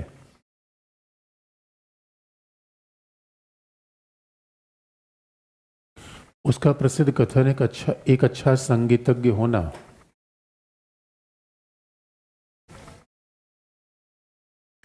उसका एक प्रसिद्ध कथन है कि एक अच्छा संगीतज्ञ होना,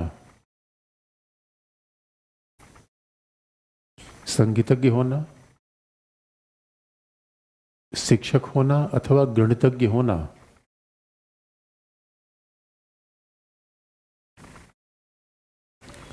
अच्छा शिक्षक होना अथवा गणितज्ञ होना अच्छे व्यक्ति होने से अलग है।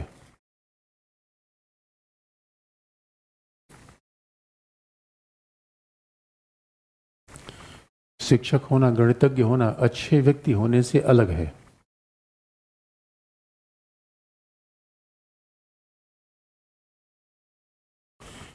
अच्छे व्यक्ति होने से अलग है। अगला पॉइंट, उसके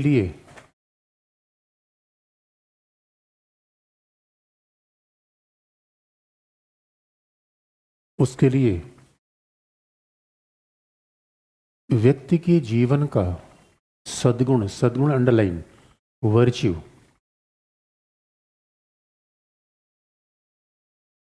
उसके लिए व्यक्ति के जीवन का सद्गुण या वर्च्यू, ब्रैकेट में इसेंस, इसेंस कहिए, एक्सेलेंस कहिए, व्यक्ति के जीवन का सद्गुण या वर्च्यू नैतिक जीवन ही है।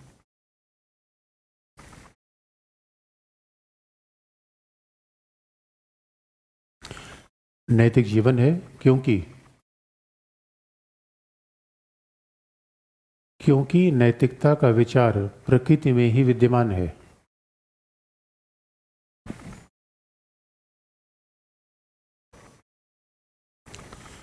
क्योंकि नैतिकता का विचार प्रकृति में ही विद्यमान है।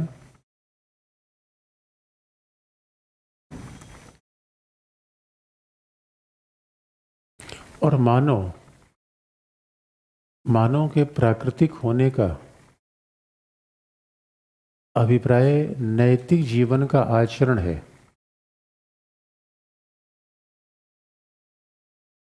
मानव के प्राकृतिक होने का अभिप्राय नैतिक जीवन का आचरण है। आचरण लाइन केवल ज्ञान नहीं,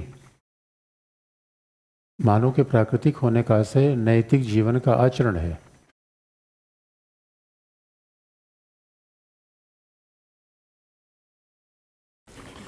प्राकृतिक होने का आशय केवल नैतिक जीवन का आचरण है।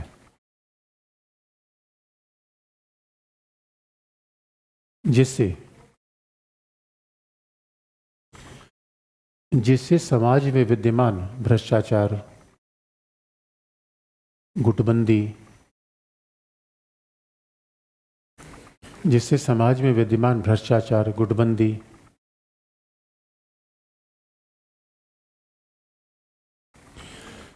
गुटबंदी, जैसी समस्याओं का स्वाभाविक रूप में समाधान हो जाएगा।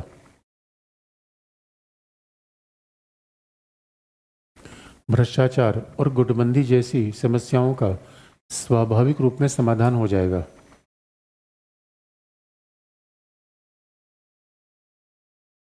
समाज में विद्यमान भ्रष्टाचार, गुटबंदी जैसी समस्याओं का स्वाभाविक रूप में समाधान हो जाएगा। और 21वीं शताब्दी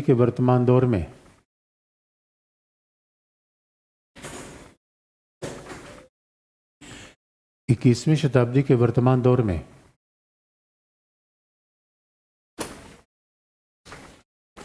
मानवता के द्वारा आर्टिफिशियल इंटेलिजेंस की खोज कर ली गई है।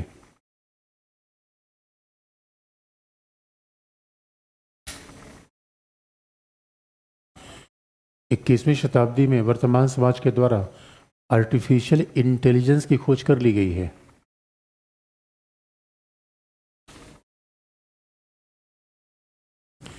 लेकिन नैतिकता का ह्रास हो रहा है।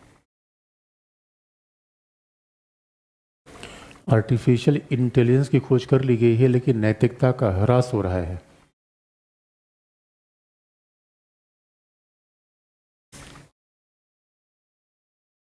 नैतिकता का ह्रास हो रहा है।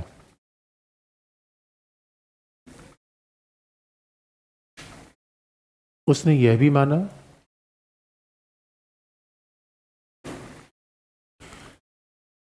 कि व्यक्ति के नैतिक जीवन यापन के लिए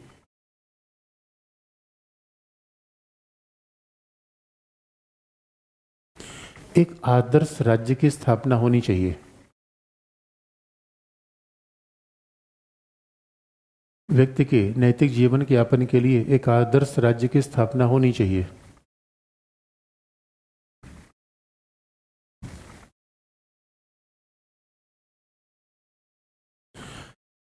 नैतिक जीवन यापन के लिए एक आदर्श राज्य की स्थापना होनी चाहिए,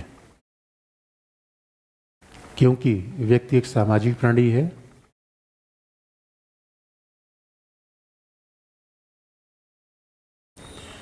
व्यक्ति एक सामाजिक प्राणी है और समाज से अलग थलग, समाज से अलग थलग रहकर नैतिकता का विकास नहीं कर सकता।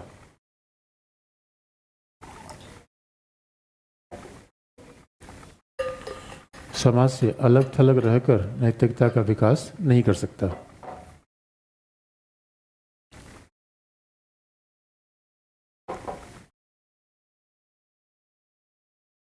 अब देखिए दूसरे शब्द का मतलब मैं बता दूं। इसका मतलब पहला शब्द हमने यहां शुरू किया, किस तरीके से फिलॉसफर क्यों है, वो किसी मूल तत्व की बात करता है। इन समाज की समस्या का हर समाधान कहां शुरू होता है? व्यक्ति के नैतिक होने से। मूल तत्व ही है, गुड गवर्नेंस से नहीं, गुड गवर्नेंस से नहीं, डिजिटल गवर्नेंस से नहीं। इसका मतलब कहेंगे क्या गुड गवर्नेंस, डिजिटल गवर्नेंस, ये सारी चीज याद होने खत्म कर दी जाए? नहीं, खत्म मत करिए, लेकिन उसके मर्म में क्या स्थापित कर दीजिए? नैतिक। बिना नैतिक व्यक्ति हुए, बिना अच्छे व्यक्ति हुए कोई समस्या का समाधान नहीं होगा। और अच्छा व्यक्ति वो नहीं है जिसे अच्छे व्यक्ति की अच्छा और ज्ञान की जानकारी हो, बल्कि उसका आचरण भी वैसा हो। भाई आचरण भी वैसा हो। अब ये नहीं कि पता चला कि ज्ञान दे रहे हैं धर्म का और काम कर रहे हैं अधार्मिक, ऐसे वर्च्यू नहीं होगा। और जब उसने सद्गुण शब्द का प्रयोग किया, इसका सीधा मतलब है, देखिए जीवन में हर चीज का एक विशेष पर्पज है। सद्गुण का सीधा मतलब है जिसे हम भारतीय परंपरा में धर्म कहते हैं, रित कहते हैं, वैसे ही अब भाई हर हर जितनी प्रकृति में चीजें हैं, हर चीज का अलग गुण स्वभाव है। जैसे मानव गुण स्वभाव है, तो मानव गुण स्वभाव पैसे कमाने के लिए नहीं हुआ है, सत्य अर्जित करने के लिए नहीं हुआ है। इसलिए आप याद रखिए, जो लोग अमर हो गए शरीर से या विचारों से, नैतिक जीवन जी अमर हो गए। दूसरी बात हमने बार बार इस शब्द का प्रयोग किया कि एक तो फिलोसफर है, वो फिलोसफर हो रहे नाते क्यों नैतिकता की बात कर रहा है। दूसरा एक शब्द का प्रयोग हमने किया आदर्शवादी। आप क्या है? आप क्या है? अब देखिए आदर्शवाद का मतलब बता दें तो प्लेटो बार बार, प्लेटो में एक शब्द बार बार आएगा, पहला फिलोसफर है वो, दूसरा एक शब्द बार बार आएगा, दूसरा क्या है? वो आदर्शवादी है। अब आदर्शवाद की बात जैसे हम करते हैं, देखिए जीवन के दो पहलू आ जाते हैं, जीवन के दो पक्ष हैं। पहला, एक जो जीवन में हो रहा है। दूसरा, होना चाहिए।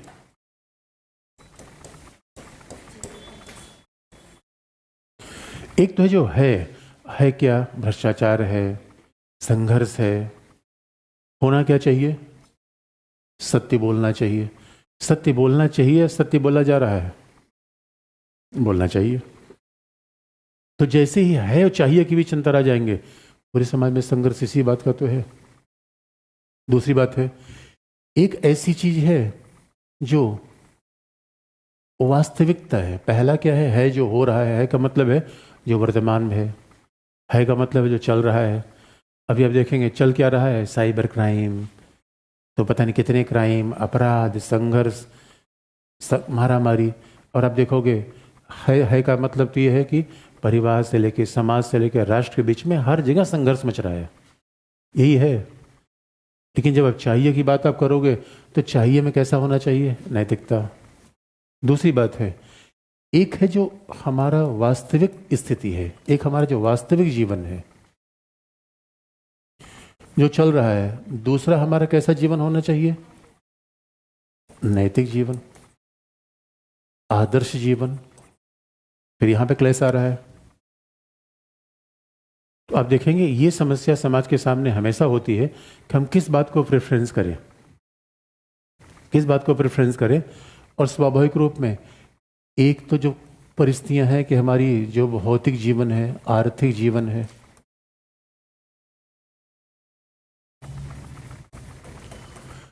हमारा भौतिक और आर्थिक जीवन है, और अगला हमारा क्या है? सद्गुणी जीवन है।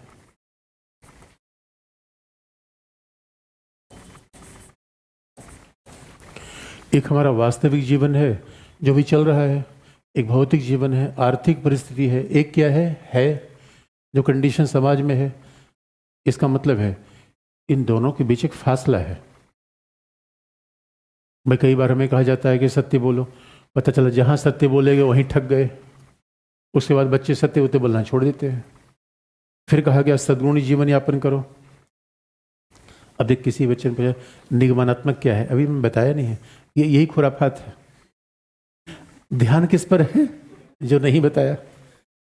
जब क्लास खत्म हो जाएगी तब तो देखना है कि क्या छूट गया है। तो एक बार देख लो कि क्या मैं बता रहा हूं, उसके बाद फिर देख लेना क्या नहीं बताया, तब पूछ लेना। सीखने में भी बाधा बार बार उत्पन्न होती है, हम वो नहीं सुन रहे हैं जो कि जो नहीं बताया गया, उसी ध्यान हमारा बार बार जा रहा है। इसलिए अब इन दोनों में एक फासला होता है। इसका मतलब है किस बात को ध्यान रखा जाए, चाहिए से ध्यान में रखा जाए या है से। याद रखिएगा, जो केवल है से ध्यान रखते हैं, अभी के समाज में तमाम समस्याएं हो सकती है। यही देखिए नैतिक और आदर्शवादी लोगों की आवश्यकता पड़ती है। नैतिक आदर्शवादी लोगों की व्यवहारिक आवश्यकता इसलिए पड़ती है कि आप याद रखिए, जितने नैतिकतावादी लोग हैं वो ये नहीं कहते कि दुनिया छोड़ दीजिए, भौतिक दुनिया बेकार है। किसी व्यक्ति ने नहीं कहा है, क्योंकि शरीर तो ही है। प्लेटो से पूछा गया कि आप कह रहे हो आत्मा मूल है, आत्मा मूल है, तो शरीर है कि नहीं? कहा बिल्कुल शरीर है। बल्कि वो तो कहता है शरीर हमेशा हेल्दी होना चाहिए, शरीर हमेशा हेल्दी होना चाहिए। और प्लेटो ने बार बार, ये यूनानी जमाने में तो बात भी थी, जब बच्चे पैदा होते थे तो स्पार्टा में तो ऐसा होता था कि बच्चे खुले आसमान, ठंडियों में खुले आसमान नीचे सुला दिए जाते थे। उसके बाद भी जो बच्चा सरवाइव कर जाता था उसी को रखा जाता था। जो बच्चा मर उड़ गया तो कहा भाई बीमार हो गए जीने से, कमजोर हो गए जीने से अच्छा है मर जाना। प्लेटो बहुत ही इस मामले में स्ट्रिक्ट था। प्लेटो फिजिकल स्ट्रेंथ पे बहुत बल देता था, लेकिन उसका कहना यह था ये मूल मर्म नहीं है जीवन का, बिना शरीर में आत्मा कहाँ रहेगी। लेकिन केवल शरीर को ही बनाते रहिए फिर तो पहलवान हो जाएंगे। आत्मा बहुत जरूरी है। और आत्मा देखिए, बात याद रखिए, जितने धर्म आए, आत्मा और ईश्वर की बात हमें इसीलिए खोजनी पड़ गई कि मानव जीवन को नैतिकता का सिद्धांत देने के लिए क्या होना चाहिए। क्यों कई बार आप कहेंगे अरे गांधी की बातें बड़ी नैतिक भाई बड़ी बड़ी बड़ी हैं, बहकी बहकी है। अरे भाई याद रखिएगा, मानव समाज में अगर ये समस्या है तो अगर मैं कोई समाधान नहीं दे पाया, फिर तो अगर मैंने भी कह दिया भाई जो हो रहा है वही ठीक है, जो हो रहा है वही ठीक है, तो लोगों को माइलस्टोन कहाँ दिखेगा। भाई अगर हमने ये बात कह दी गांधी ने ऐसा कहा था, इसका मतलब है कि अभी भी में समाज को रिफॉर्म करना है, उस दिशा में ले जाना है। इसलिए याद रखिएगा, मानविकी विषय में हमेशा आदर्श की आवश्यकता पड़ती है। आप एक माइलस्टोन मुझे बता दीजिए, तभी तो पता चलेगा यार समाज में बड़ी कमियां हैं, समाज को ले कहाँ जाना है। इसलिए प्लेटो क्या करता है, प्लेटो के चिंतन में इस बात का उल्लेख नहीं था कि स्पार्टा एथेंस में क्या हो रहा है। उमूर तो था नहीं, देख रहा था क्या हो रहा है। स्पार्टा एथेंस में वही हो रहा था जो आज भारत में हो रहा है।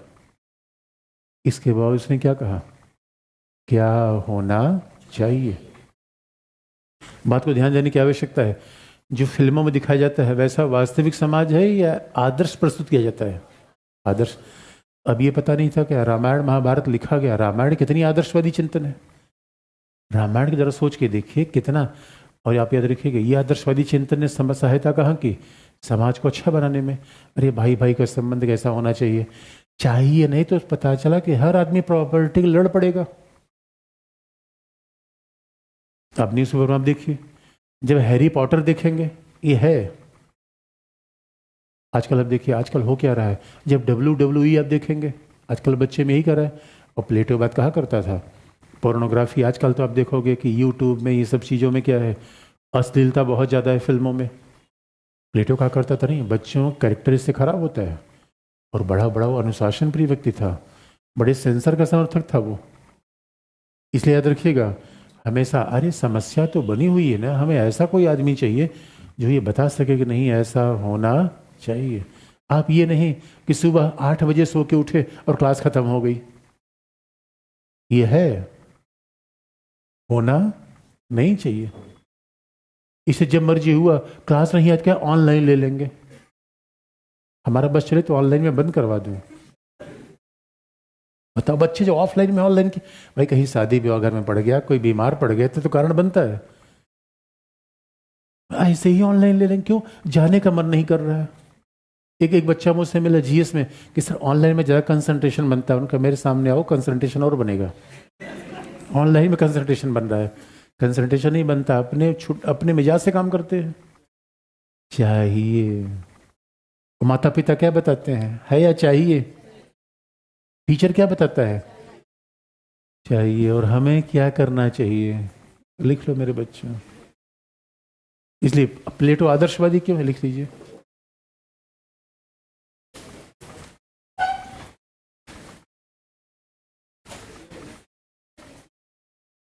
हेडिंग चेंज कर लीजिए, आदर्शवादी विचारक।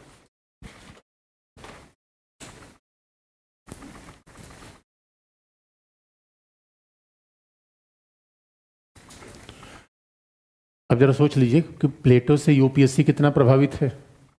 इथिक्स किसका पेपर है? और इथिक्स तो ऐसा विषय है जो पढ़ने की ही नहीं है, क्योंकि पॉलिटिकल साइंस आपने पढ़ लिया। अरे मजाक नहीं कर रहा हूं मैं। अगर आपने फिलोसफर को अच्छे से पढ़ लिया, इथिक्स में इसके अलावा क्या है? अच्छा, जिन लोगों ने पढ़ा होगा, मैं मजाक कर रहा हूँ, सही कह रहा हूँ, आप कभी देख लीजिएगा, आप कभी, तो यही तो सारा पढ़ना है आपको इथिक्स में। इसलिए मेरे बच्चों, जीवन चाहिए का होना चाहिए, है का नहीं। आजकल युवा कहते हैं ना, मेरा माई लाइफ माई चॉइस। हम चुप, my life my choice, my life my choice. अरे बच्चे हो, अभी कहाँ समझोगे कहाँ चॉइस ठीक है, गलत चॉइस कर लोगे। इसलिए प्लेटो जैसा फिलोसफर होना चाहिए, वो कहेगा no, it's not your choice, it's my command.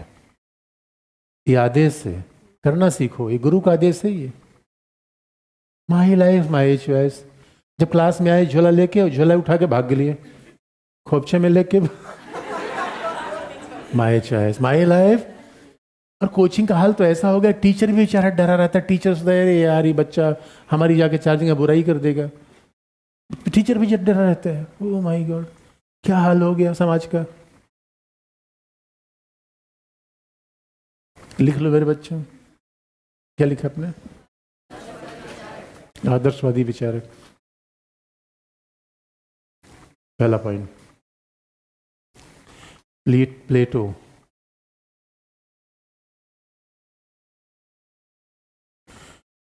यूनानी दौर के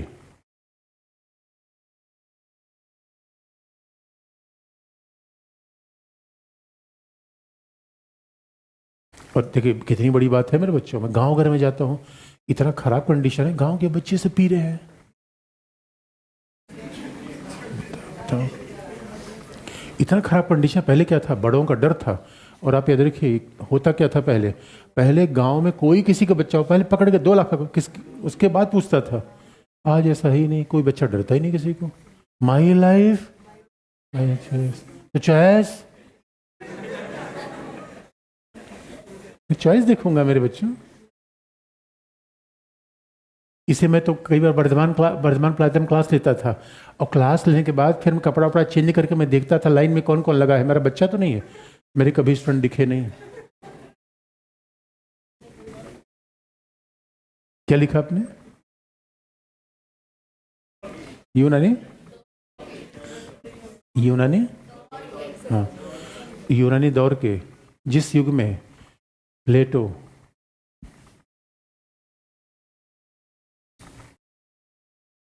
यूनानी युग के जिस दौर में प्लेटो अपना विचार दे रहा था,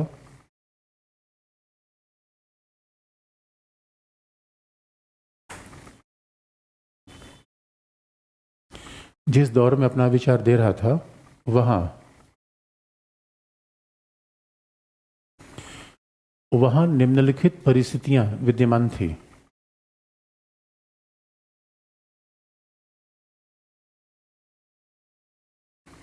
जिस दौर में अपना विचार दे रहा था, वहां निम्नलिखित परिस्थितियां विद्यमान थी।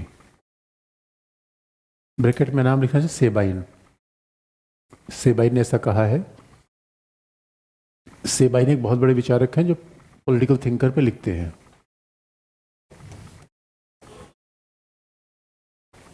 इनकी किताब है हिस्ट्री ऑफ पॉलिटिकल थियरी। पहला ए, क्या परिस्थितियां विद्यमान थी? ए, छोटे छोटे नगर राज्य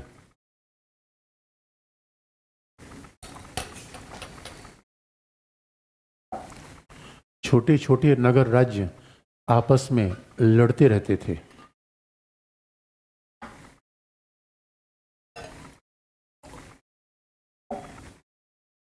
जिसमें स्पार्टा और एथेंस के बीच का युद्ध, जिसमें स्पार्टा और एथेंस के बीच का युद्ध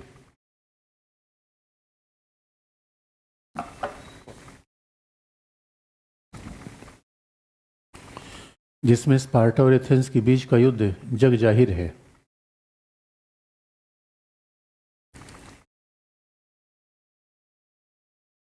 स्पार्टा एथेंस के बीच का युद्ध जग जाहिर है।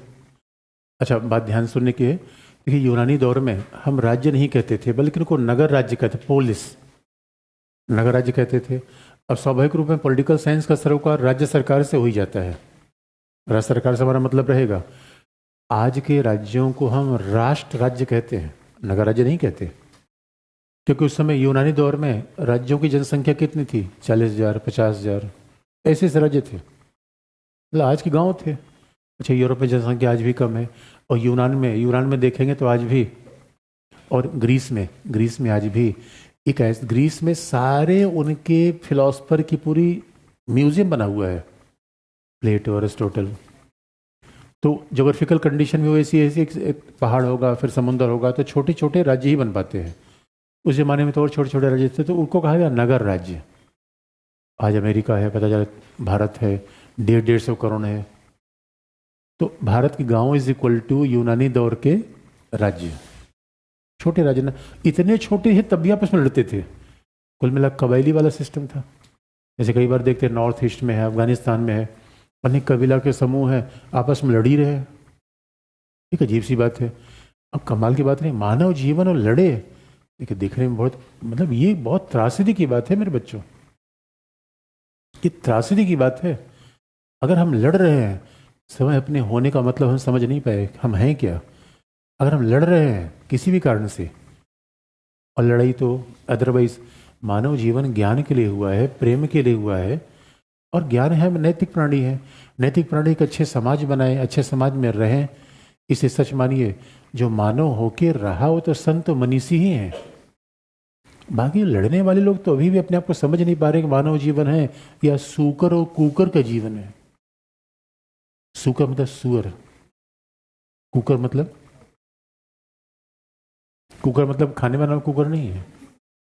बड़ा बड़ा विडंबना है मेरे बच्चों। इसलिए इसे गांधी बाबा ने, जब कोई फिलोसफर बात कहता है, गांधी नहीं हरिनारायण ने बाद में जाके बात कही, उनका वायलेंस पशु का नियम है, हिंसा तो पशु जगत का नियम है। हिंसा पशु जगत में पाई जाती है भाई, मानव जीवन में हिंसा, ये मानव जीवन का पार्ट ही नहीं है। इसका मतलब, इसे तो कहा जाता है, अभी मैं कहीं मैं किसी के पास गया था, मैंने कहा कहाँ से आ रहे थे, उनका सर आर्ट ऑफ लिविंग के सेशन से आ रहा हूँ। आर्ट ऑफ लिविंग, जितने गुरु महात्मा लोगों यही तो सिखा रहे लोगों को, यार जीवन जीना सीखो। कैसे जीना सीखे, यही तो सारा है।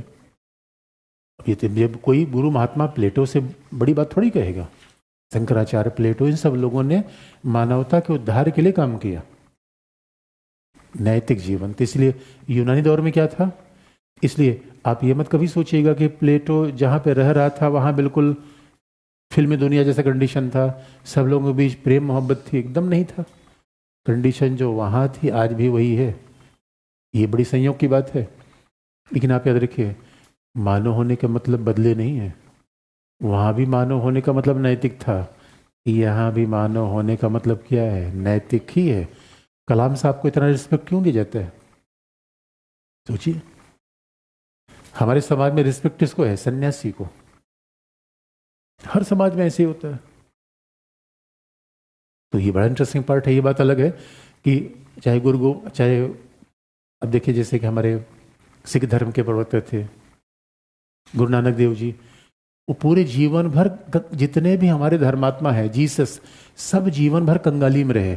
ये बात अलग है कि उनके मरने के बाद उनके ऐसे भव्य मंदिर मस्जिद बनाए गए जो उनको, उनके जीवन के बिल्कुल प्रतिकूल है। उनका जीवन तो बिल्कुल फटेहाल रहा, पैसे को भी महत्व दिया ही नहीं उन्होंने।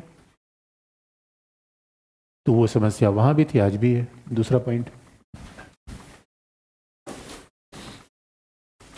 समाज में गुटबंदी विद्यमान थी। गुटबंदी,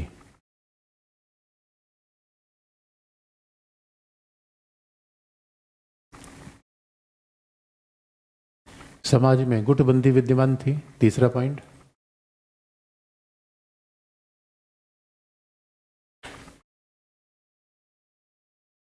तीसरा, शासन करने वाले लोग मूर्ख और अज्ञानी थे। शासन करने वाले लोग या व्यक्ति मूर्ख और अज्ञानी थे।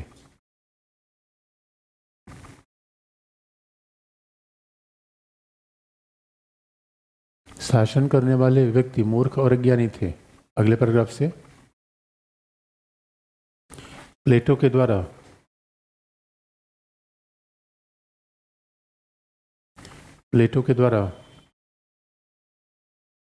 इन समस्याओं के समाधान के लिए ही एक आदर्श प्रस्तुत किया गया।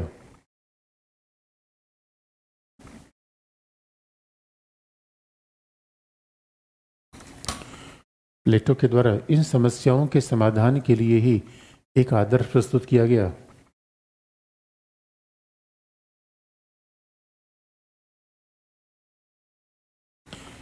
इसीलिए उसे आदर्शवादी कहा जाता है। प्लेटो के द्वारा इन समस्याओं के समाधान के लिए ही एक आदर्श प्रस्तुत किया गया, इसीलिए उसे आदर्शवादी कहा जाता है।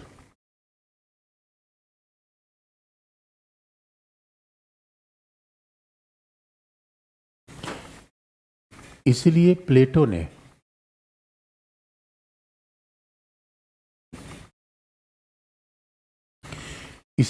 ने रिपब्लिक में जिस राज्य का उल्लेख किया है,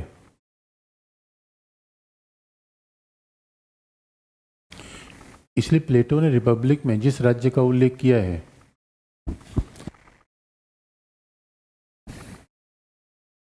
वह एथेंस और स्पार्टा का राज्य नहीं है।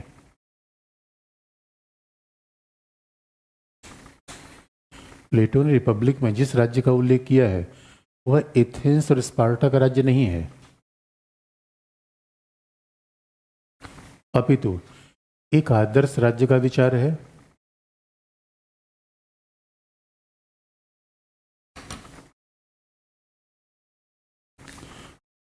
अपितु एक आदर्श राज्य का विचार है जो कहीं था ही नहीं।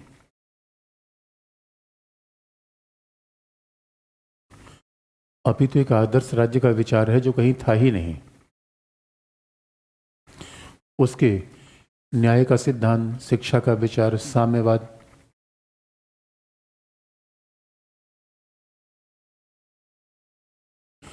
उसके न्याय का विचार, शिक्षा का विचार, साम्यवाद भी आदर्शवादी विचार ही हैं।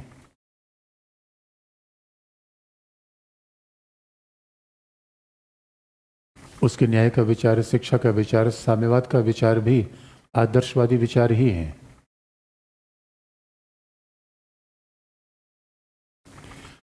जिस प्रकार गांधी का राम राज्य है,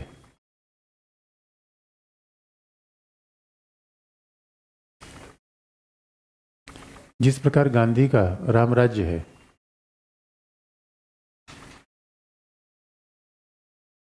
ठीक उसी प्रकार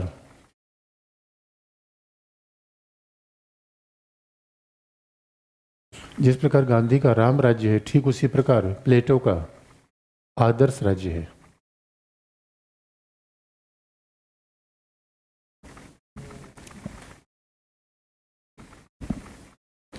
इसका मतलब जरा सोच के देखिए, इसका मतलब सोच के देखिए, यानी गांधी ने क्या कहा, राम राज्य का विचार कहीं था थोड़े, लेकिन गांधी ने ऐसा नैतिक रूप में कहा। इसी इतने हमारे धार्मिक ग्रंथ है, उसमें एक आदर्श स्थिति प्रस्तुत है, भाई मानवता कुछ तो फॉलो कर लेगा। अगर हमने आदर्श परिस्थिति बता दिया और कुछ भी फॉलो कर लेंगे आप, कुछ तो भला हो जाएगा मानवता का। क्योंकि याद रखिएगा, मानव को अच्छा बनाने का हमारे पास और कोई तरीका तो है ही नहीं है। मानव को अच्छा बचाने का एक ही तरीका है विचार। बहुत ध्यान से बात सुनने की है, इसे आपको याद दिला दें। यूनेस्को संयुक्त राष्ट्र संघ का एक एजेंसी है। यूनेस्को की प्रसिद्ध पंक्ति है, मानवीय समाज की सारी समस्याएं मानसिक हैं। आपको क्या पता है, भ्रष्टाचार भौतिक समस्या है या मानसिक? क्यों? भ्रष्टाचार मानसिक समस्या है भौतिक? कैसे? कैसे? क्या? मैं मानसिक क्यों है?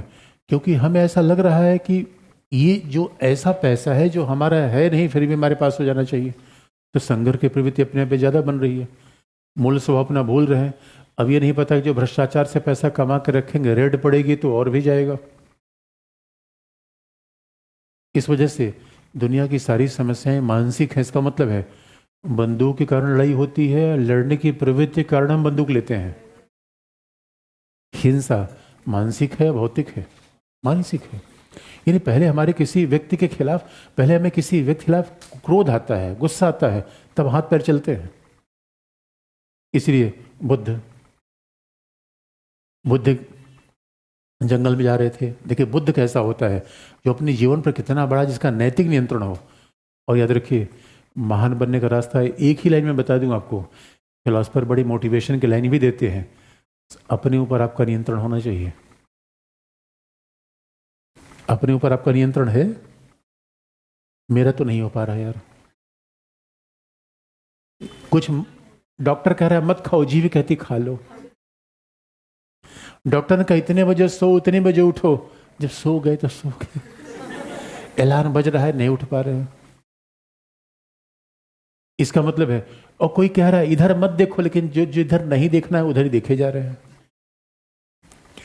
पूरा जीवन, मेरे दोस्तों, जीवन की मूल फिलॉसफी क्या है? नियंत्रण करना है अपने ऊपर। सोचते हैं नियंत्रण दूसरे के ऊपर हो जाए। अपने ऊपर जिस दिन आप नियंत्रण कर लिया, पूरी दुनिया आपके नियंत्रण में होगी। जीवन की सबसे कठिनाई एक अपने ऊपर ही नियंत्रण नहीं हो रहा है। बाकी हम सबको कहें ये है हमारी बात नहीं सुनता है, वो है सुनता ही नहीं हमारी बात।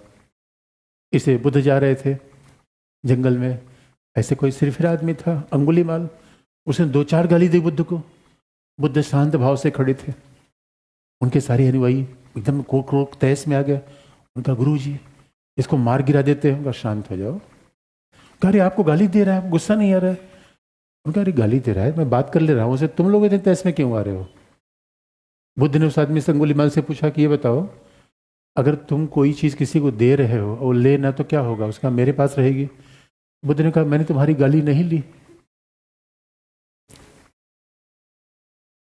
ऐसे बुद्ध थे। तो मेरे बच्चों, प्लेटो ऐसा ही था, आदर्शवादी जीवन।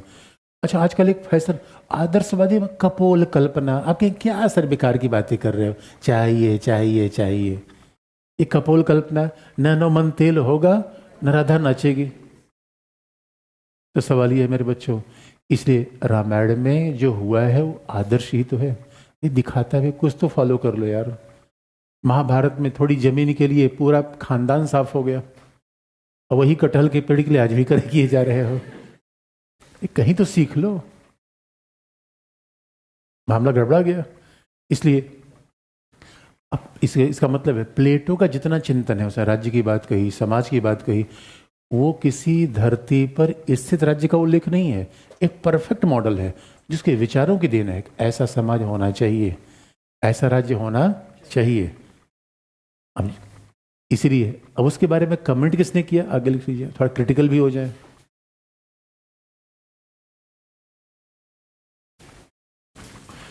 प्लेटो के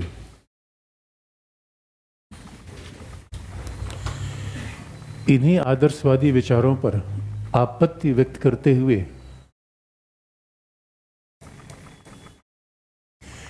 मैक्सी ने कहा,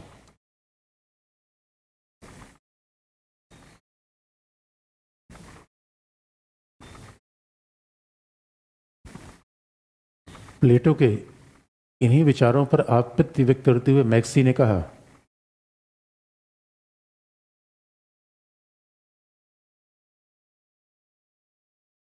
कि प्लेटो का चिंतन कल्पना लोकी है। यह प्लेटो पहला कल्पना लोकी विचारक है।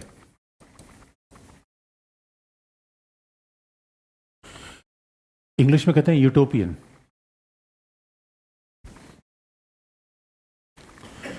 प्लेटो पहला कल्पनालोकी विचारक है।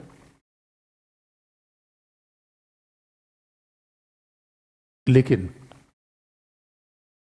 मतलब कल्पनालोकी का मतलब इसका धरातल से कोई संबंध ना हो। अच्छा, आप भी कभी यूटोपिया बनाते हैं? आप भी कोई कल्पना करते हैं कि 2-4 साल बाद कुछ ऐसा होने जा रहा है, यूटोपिया? और पता चला नींद में, तो नींद में कई बार कई यूटोपिया बनती है। जैसे नींद खुली, पता चला खटिया से गिरी धम्म से। और यूटोपिया तो ऐसा है कि ओ माय गॉड, अब मैं राष्ट्रपति भवन पहुंच चुका हूं, सारे खाने पीने की चीजें आ रही हैं। मतलब यूटोपिया का मतलब जिसका किसी धरातल से कोई कल्पना, जैसे कि आपने देखो मूवी आई थी पीके, यूटोपिया ही था। उस गोले से कौन आदमी आता है? कभी आया उस गोले से आदमी? लेकिन आगे लिख दीजिए, परंतु बारकर ने इसका जवाब देते हुए कहा,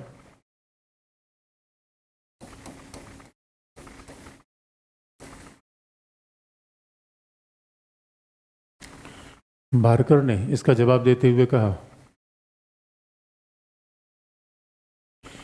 कि प्लेटो का विचार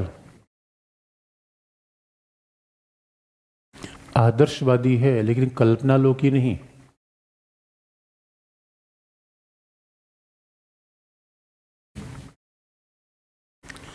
प्लेटो का विचार आदर्शवादी है लेकिन कल्पनालोकी नहीं।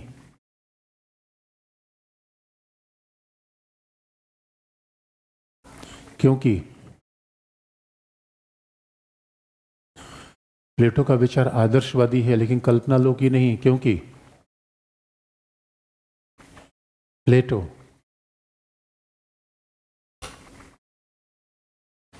आदर्शवादी है लेकिन कल्पनालोकी नहीं, क्योंकि प्लेटो जिस आदर्श राज्य का चित्र बना रहा है,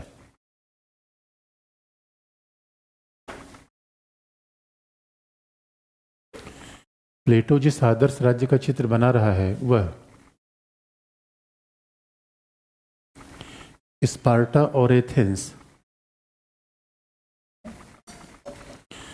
वह स्पार्टा और एथेंस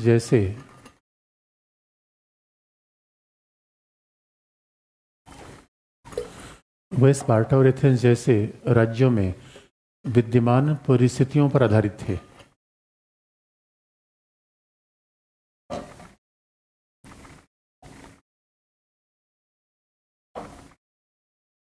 वह स्पार्टा और एथेंस जैसे राज्यों में विद्यमान परिस्थितियों पर आधारित थे।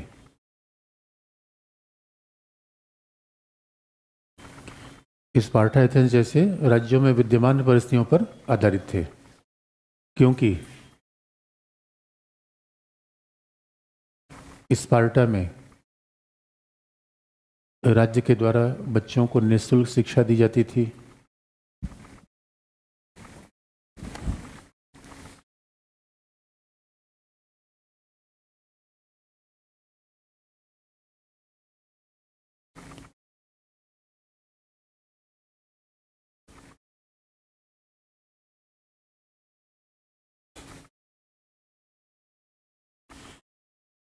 राज्य के द्वारा निःशुल्क शिक्षा दी जाती थी।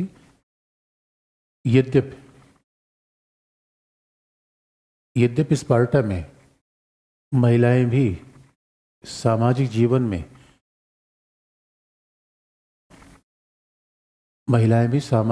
में समान भागीदारी करती थी।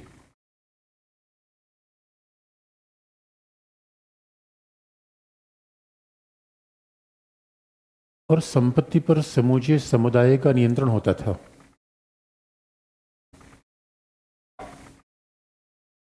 महिलाएं सामाजिक जीवन में समान भागीदारी करती थी और संपत्ति पर समूचे समुदाय का नियंत्रण होता था।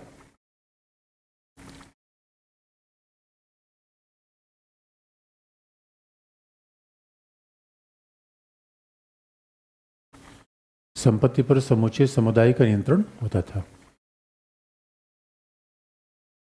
बाकी कल, आज के लिए इतना है।